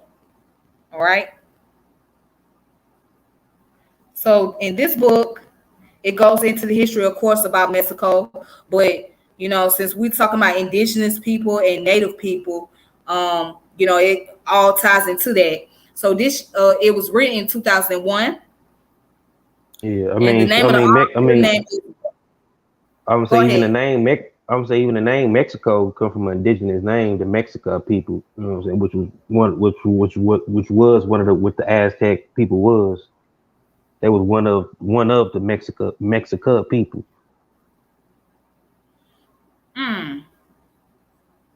Wow. So, oh wow, that's interesting. That's very interesting. So the name Mexico come from the Mexica people. Yeah, the Mexica people, which is the Aztec was one of the Mexica people. It was like a group. It was a big umbrella culture, but it was different, different varying cultures under that. Okay. That's cool. I never knew that. I never knew that's where the name Mexico came from. All right. And I'm saying most of them got the indigenous genetics. Who you talking about? The Mexican people? Yeah, people from Mexico. Most most of the people that are mestizo, what they call mestizo ethnicity, which is European and Native American ancestry. Right. So right here, let's look at chapter 1 real quick. Time and interpretation of other cultures. When Hernan Cortez stepped ashore in what is now Veracruz, he not only began the conquest of Mexico, he became the pivotal illustration of two conflicting interpretations of the nature of time and his historical understanding. As widely understood, a black debated from one largely European perspective, Cortez' arrival was a unique occurrence, a watershed event in history of Mexico that forever altered the subsequent history. But another indigenous perspective takes Cortez' arrival as a predictable, even expected, even within a larger cynical pattern, and such it did not divide time as much as fulfill it. And had he not landed, someone else would have. So which perspective is correct? The debate thus framed is not so much about the facts, about fundamental theoretical orientation. It is our view of history, explanation, and how we see the relationship and conceptual constructs, beliefs to action. Facts may be adduced and brought to bear on the issues under debate, but what the facts are and how they are weighed depends in large part on the struggle over the interpretive strategies. That Cortez' arrival is generally considered to have been a course altering event rests not just on the merits of the man and his action, but on a Western linear perspective of time and the broader cosmological view to which is inextricably linked, originated in a religious concept of a beginning and an end, for later hardness to the Enlightenment notion of progress. Change for the West is ongoing, continuous, and cumulative, but not repetitive. In linear or secular time, change is directional and continuous, with the past differing from the present, which in turn differs from the future. But it is without inherent direction, it merely passes. All right. So just going ahead and skip all down to, let's look at under here where it says the problem of Aztec time and history. So Mesoamerican culture are generally considered to be characterized by cyclical time. Of these, cyclical time is best documented among the Aztecs, Mexica of central Mexico, who are mostly widely known from their fatal encounter with the Spaniard in 1519 to 21. There are many human sacrifices and their exotic gods and ritual. Decapitated though their culture was, the Aztecs have bequeathed a legacy of art, history, religion, myths, and cosmology that enormously enlevens the pantheon of great civilization, adds an interesting and unusual perspective on the world, and continues to fascinate us centuries later. All right. So it then goes right here to say that in the Aztec view of cosmology, this was not the first world. Rather than the world had been created and destroyed 4 times previously over a span of 2,028 years. The first world or sun was a 4 Orcital 4 jaguar over which the god Tezcatlipoca presided. Giants roamed the earth, but jaguars devoured them, ending that age. And says the next sun was 4 Ethical 4 wind, over which Quetzalcoatl presided, but this world was destroyed by hurricanes, and all the people were turned into monkeys. All right, so I'm just gonna stop right there, not going any further, but just giving you guys something that y'all can look up for yourselves. Okay, as you can see, the time in history and belief in Aztec and colonial Mexico. So again, the question that I have to ask: who were the Black Indians? What tribe did they belong to? See, I keep hearing Black Indians, right? What tribe or what group and what time period were they a part of? If you're gonna claim that there were Blacks who were indigenous to this land, right, and they were Black Indians, what tribe did they belong to? What language did they speak? What language did they speak? And it seems like nobody can really answer that question. Not even Dr. Clyde Winters. He can't really answer that question. I mean, have you ever wondered that? I mean, Am I the only one that's been asking this? I mean, what? What's your thought on this, Geechee? When people start saying that they are not only indigenous to the land, but they speak the indigenous language, what type of response do you get?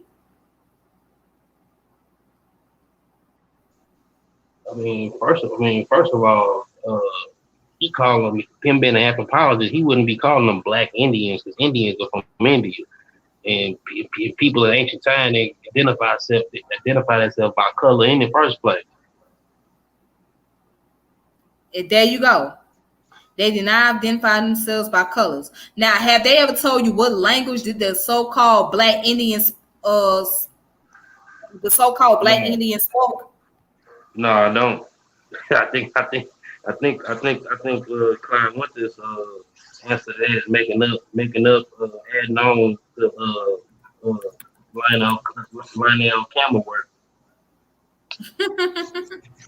So nobody knows. And then another thing that really kills me, is when you ask them, okay, oh, can't you show them proof, like who in your family is Indian? They talk about like either they mama side of the family, right? They'll say, well, my mama's side of the family is Indian. Okay, so where's your daddy's side of the family? Or my daddy's side of the family is Indian. So where's your mama's side of the family?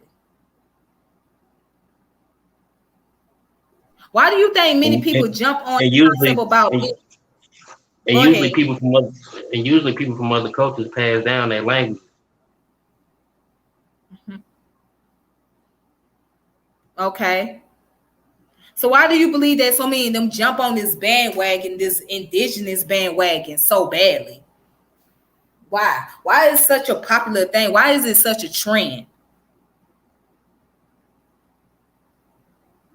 I think because a lot of African Americans they looked at the Native American as free as a symbol for freedom, and they didn't want to tell their grandchildren the stories, the horrific stories of slavery, and really their grandmothers really getting raped or sexually harassed by their slave masters. Mm, that's deep.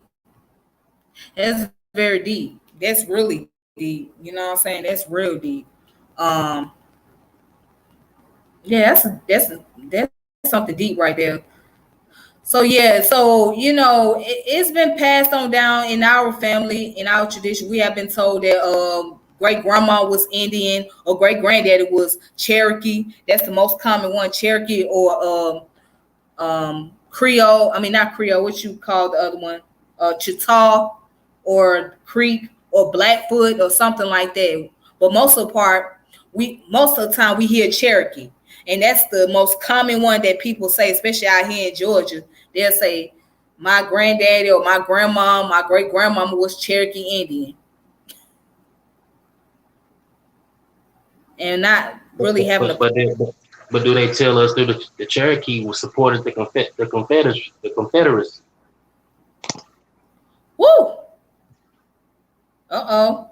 No, you didn't. No, you did not go there. Did you just go there? Did you just go there, Geechee?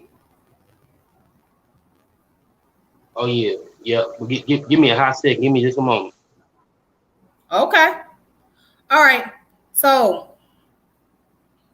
here's another book right here. This book is dealing with the archaeology and ethno-history of native Puerto Rico, ancient Boricuen. All right. And I think this goes more into the Titano people, because there was a lot of Titano people in what is known today as Puerto Rico.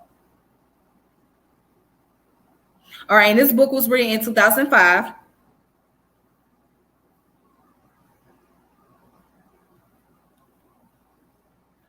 All right. As you can see, the illustration.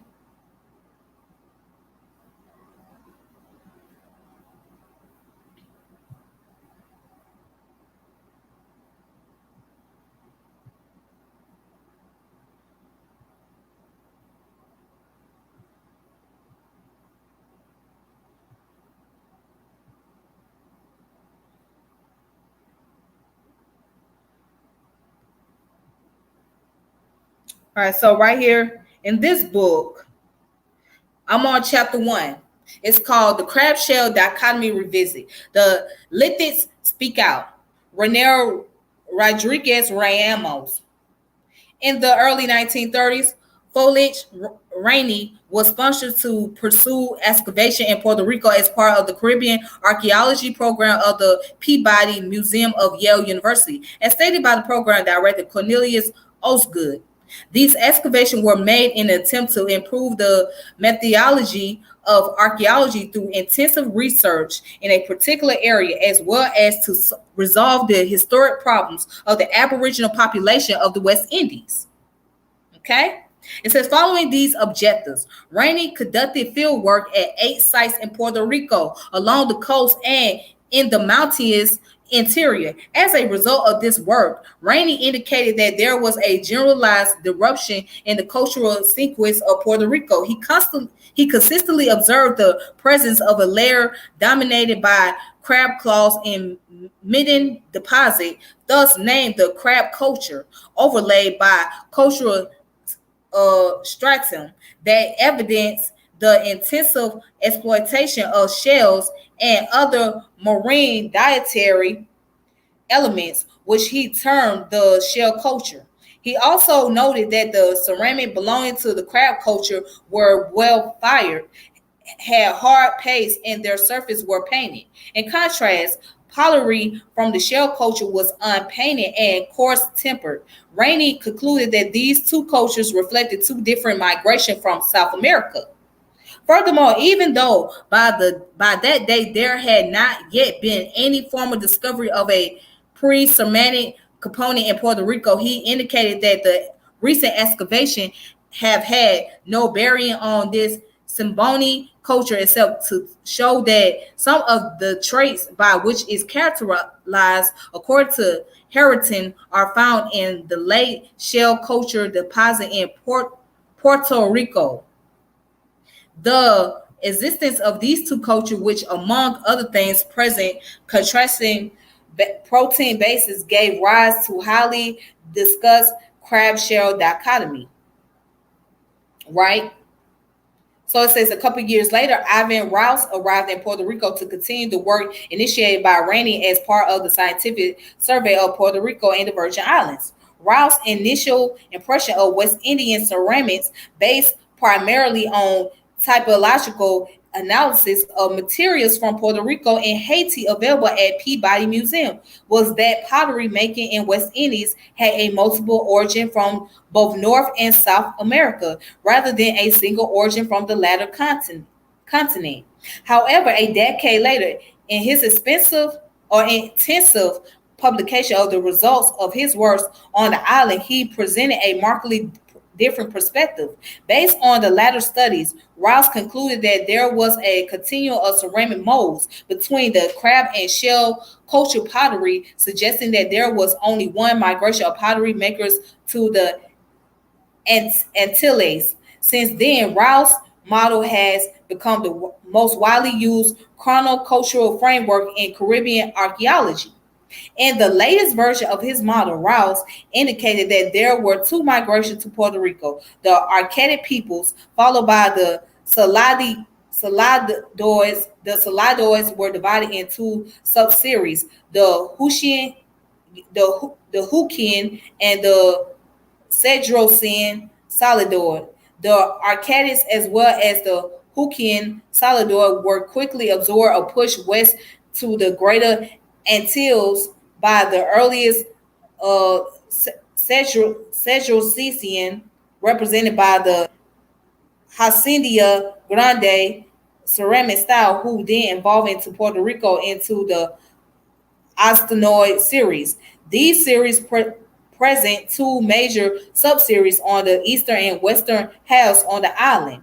Okay, Elan and the Otesian Ostenoid, respectively, which eventually developed into the Chichon Ostenoid, the subseries that represent the remains of the Titanos. All right, Geechee, are you there? Yeah, I'm here now. Okay, then. So let's talk about the Titano people or the Titanos. Yeah, the Tainos or the island version of the Arawak people who come from the mainland of South America, from the Amazon Delta. Okay. They break down, the different, variations of ethnic groups. And then you also got the Carib Native Americans who also came from the South American Amazon Delta, who were rivals with the Arawak or the Tainos. They also are called the Carib is the European term they call them, but they call themselves the Kalina. Mm-hmm. Okay. Okay. So now, what's the difference between the Karib and the Taino peoples, and how are they very similar? They're the same. They're both Native American groups, but they come Mm-hmm. from two different they come from two different language family groups and cultures. The Arawaks, had their own language family, from the mainland of South America, from the Amazon Delta. Then you got the Caribbean languages.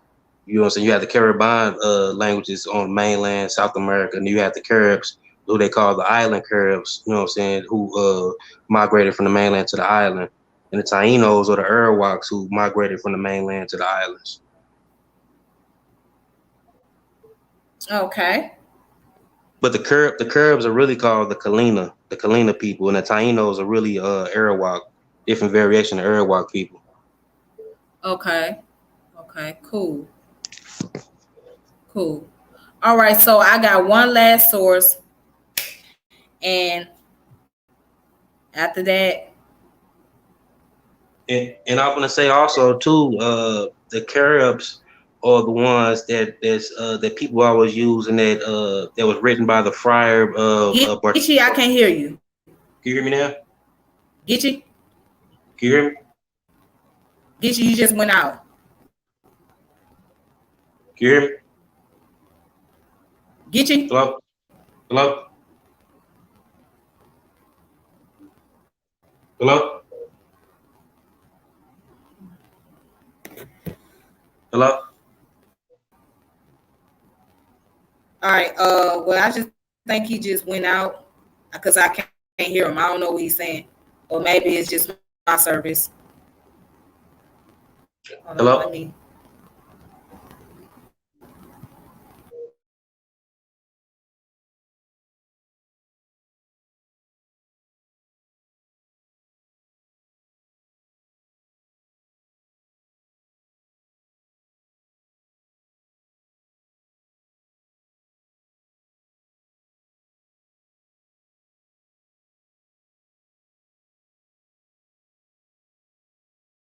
Geechee, what was you saying?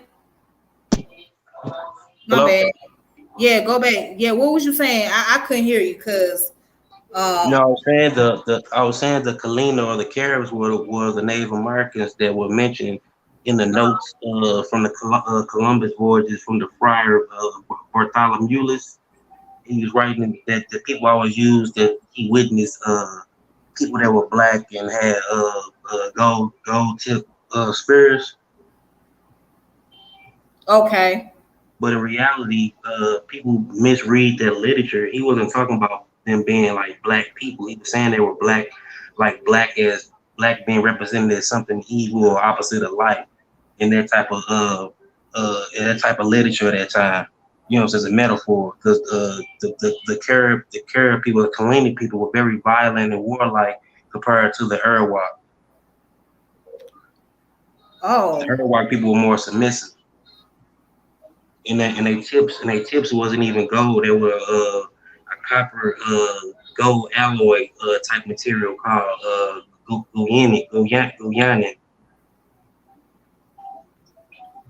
Wow. So now, as of today, are they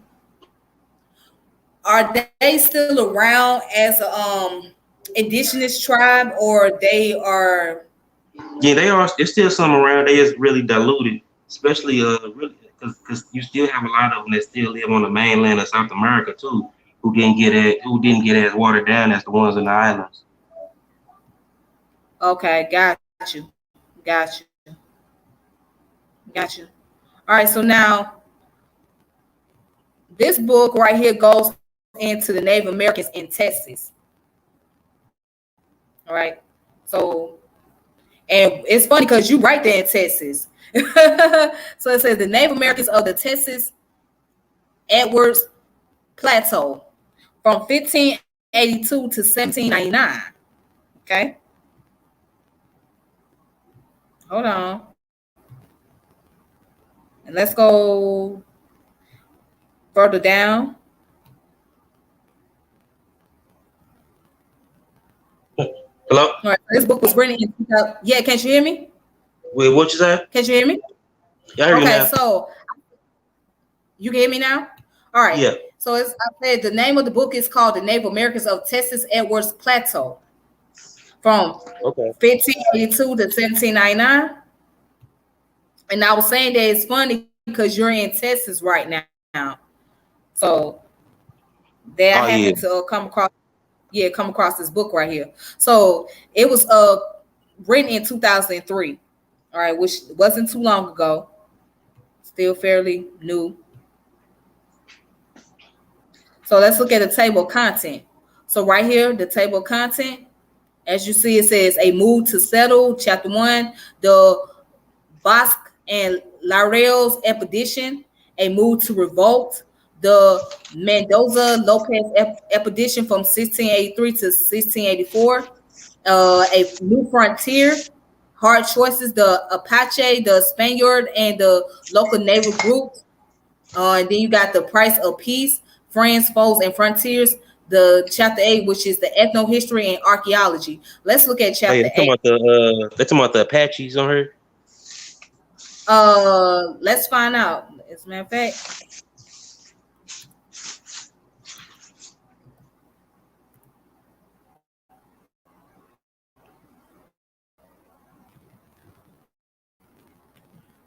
Let's find out. Let's see what they're talking about. Because I wanted to skip down to chapter 8 real quick.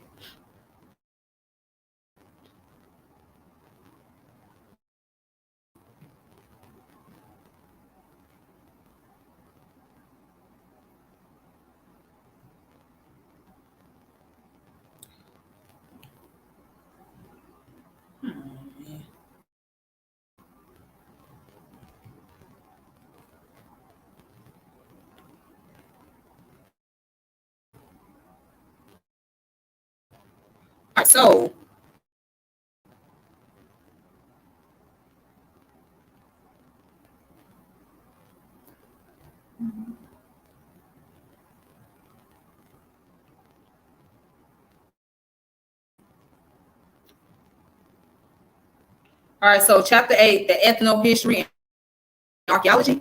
So it says setting the stage. The preceding chapters dealt with the ethnohistoric events that affected the lives of Native American groups in the Edwards Plateau and related areas as recorded by the European colonizer. This chapter deals briefly with the intersection of the ethnohistory and the archaeological records, with some ways in which the former can illuminate the latter. The period of contact between Native Americans and Europeans refer in present archaeological terms to the two periods designated as late prehistoric and historic. For this reason, no summary of prior archaeological time periods will be attempted. The late prehistoric is characterized by the Austin interval 1250 BC through AD 650, and the Toya interval between AD 1300 to 1320 and AD 1600 to 1650 and 1700. The dates for these intervals, particularly the Toya interval, vary somewhat according to the site location, availability, and reliability of radiocarbon assays and the personal views of the researcher. The historic period as it stands is rooted in the terminal dates for the Toya interval. For the purpose of this study, only the Toya interval and the period term historic are relevant. All right.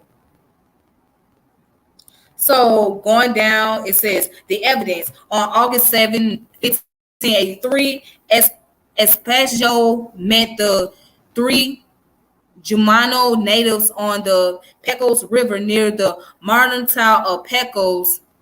These Jumano told Espacio that the Pecos River came out far below the Conchos, and that they would take a Pesco by good trails to junction of the Rio Grande with the Rio Conchos. The information clearly indicates that before 1583, the Germano traveled extensively and were very familiar with the course of the Pecos River from the modern towns of Pesco to the Rio Grande and perhaps beyond. And it goes on to say that October 26th of 1590, Catano de Sosa reached the Pesco River 2 days later. Traveling upstream on that river, he passed many recently buildings ranchos on October the 31st. Further upstream, Catano de Sosa found the salt line, Soda Lake, that Mendoza would encounter more than 93 years later on January 14, 1684. Mendoza traveled about 26 miles downriver from that spot on the Peso to the Jordino Rancheria in 3 days.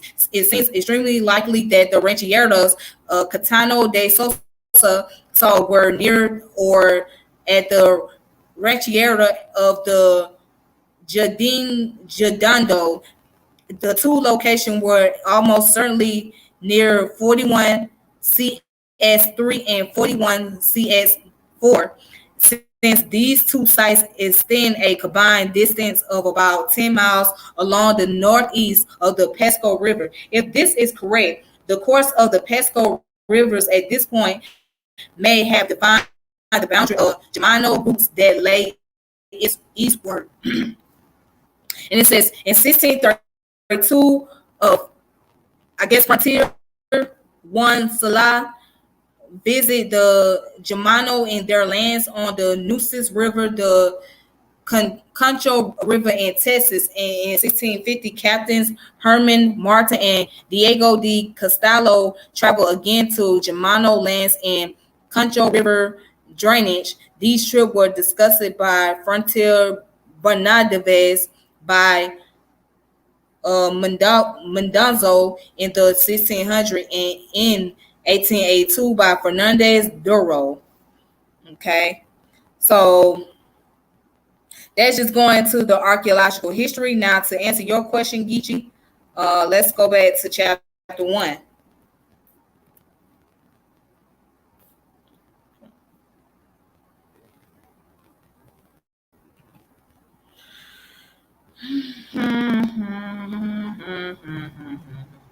All right, let's see what chapter 1 is about. Or let's look at the introduction.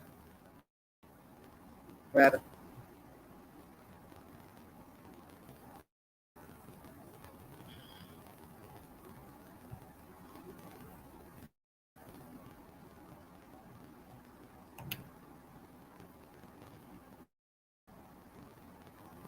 Because it seems like it goes into Spanish expedition, but of course it talks about the history of Texas and the natives out there.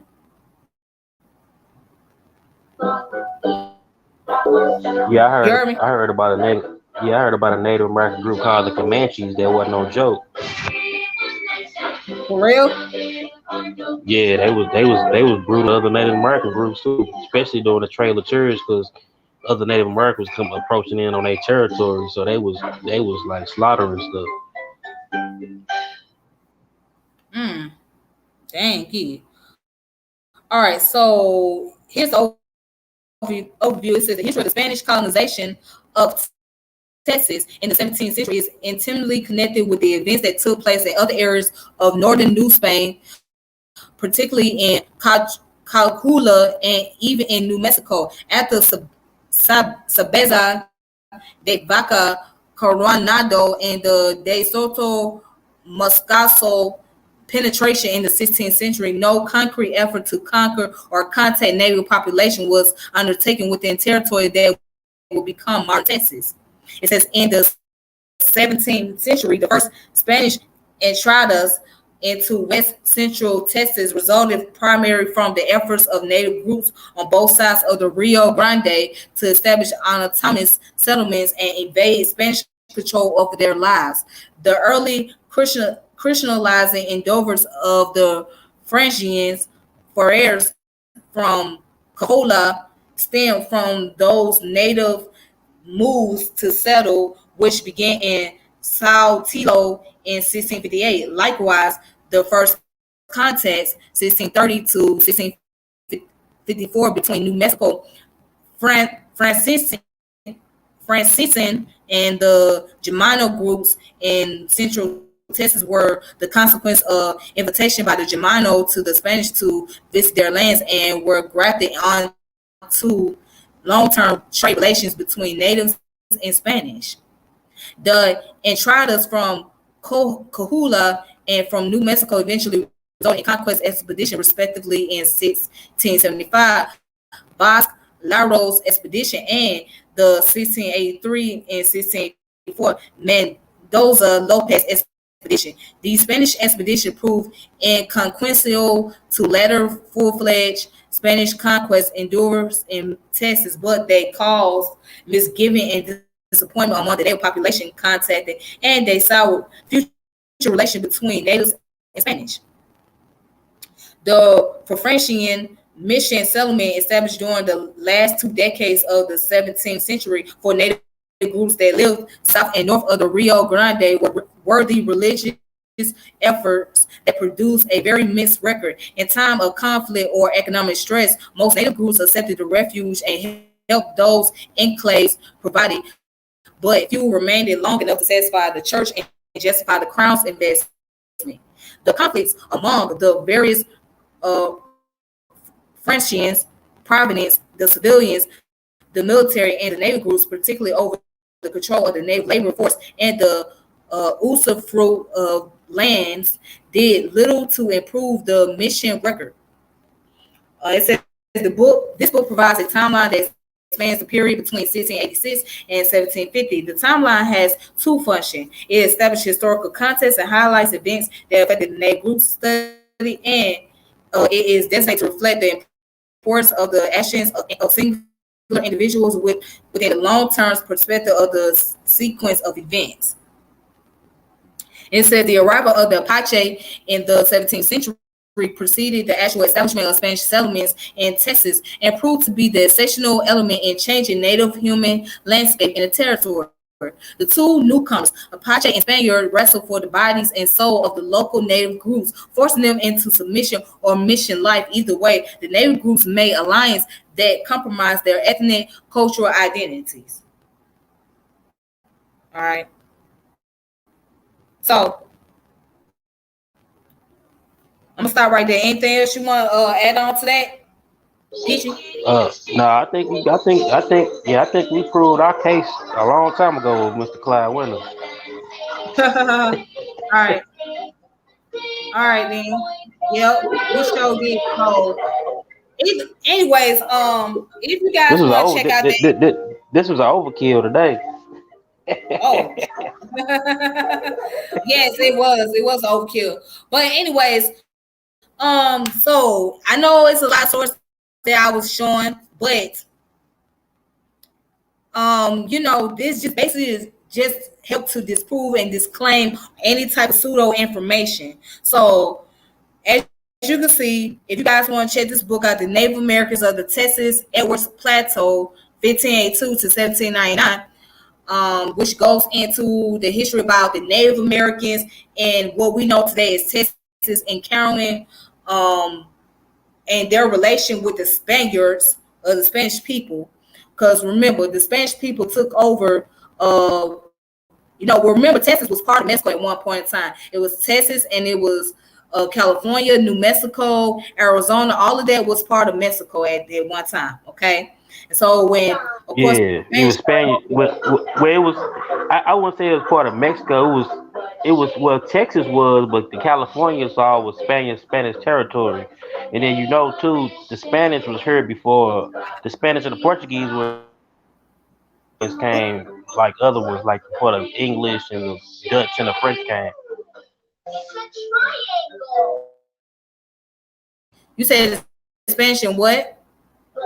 I said the Spanish and Portuguese. Yeah, can you hear me? Yeah, go back and say it again.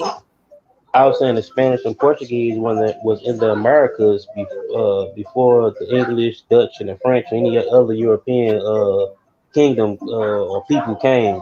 Even the name Americas was named, you know what I'm saying, through way of the Spanish or the Latin regime. Oh, yeah, E- yeah. I mean, I can you know, believe that. I can believe that to yeah, be yeah, true. Yeah, yeah. because I mean, of course, the name, like you said, the name America, name after Spanish explorer named Americo. Yeah, so Yeah, I they did a lot of the exploration, even in the.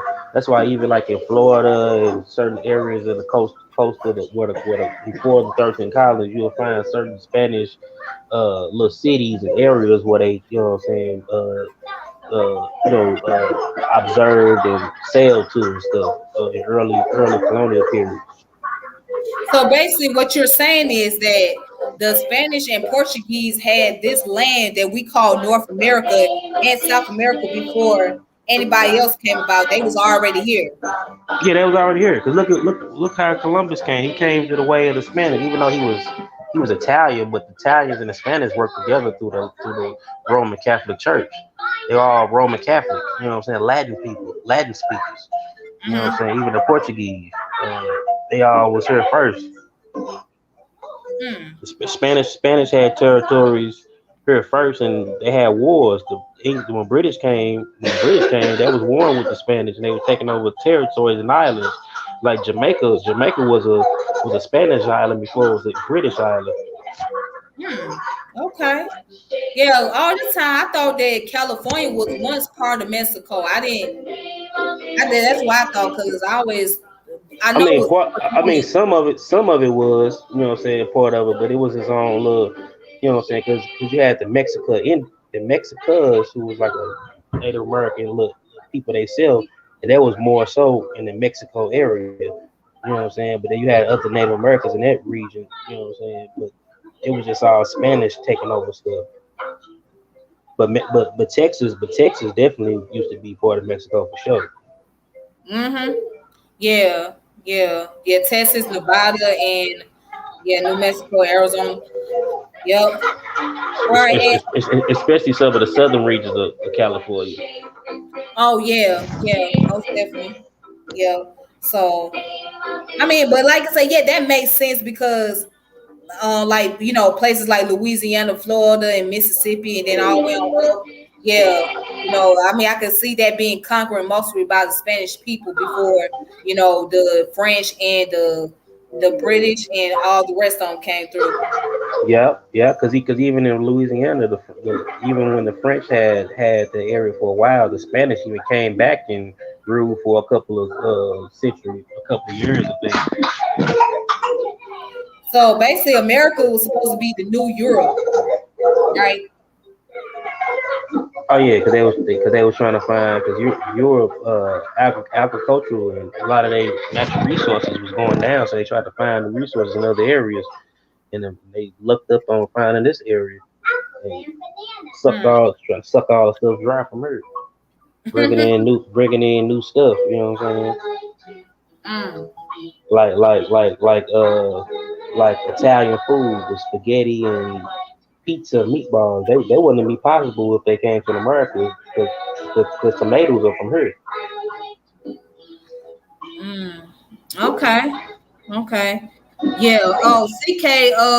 For those of you that's interested on CK, put that these books that she has is in the Discord. So if you guys want to check out the Discord that she got, um, you guys can check out the app, the Discord. She has a lot of books, a lot of PDF there. So shout out to CK for giving me some of these sources here, because yeah, I mean I'm amazed. I mean I'm surprised. It's a lot of information, but that's just a part of doing the research. I mean, even though I'm not I'm not putting a presentation together and things like that or writing a paper, but just being able to find books and articles and reliable articles at that is a challenge in itself.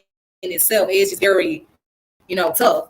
But you know what I'm saying, especially find something that's very reliable. So, like I said, shout out to that sister and shout out to everybody else that's been watching, that's tuning in, and it's also, been helping out. Yeah, shout out to everybody that's been subscribing to the channel. Make sure you guys check out the Team Osiris channel if y'all get a chance to. It's Team Osiris Reloaded. Also check out the Descendant of Old Malik with brother Geechee and brother Malik Camara and also brother Carlos from Team Osiris. So you guys check that out and check out brother Kansu, Sheshmu. He doing his thing as well.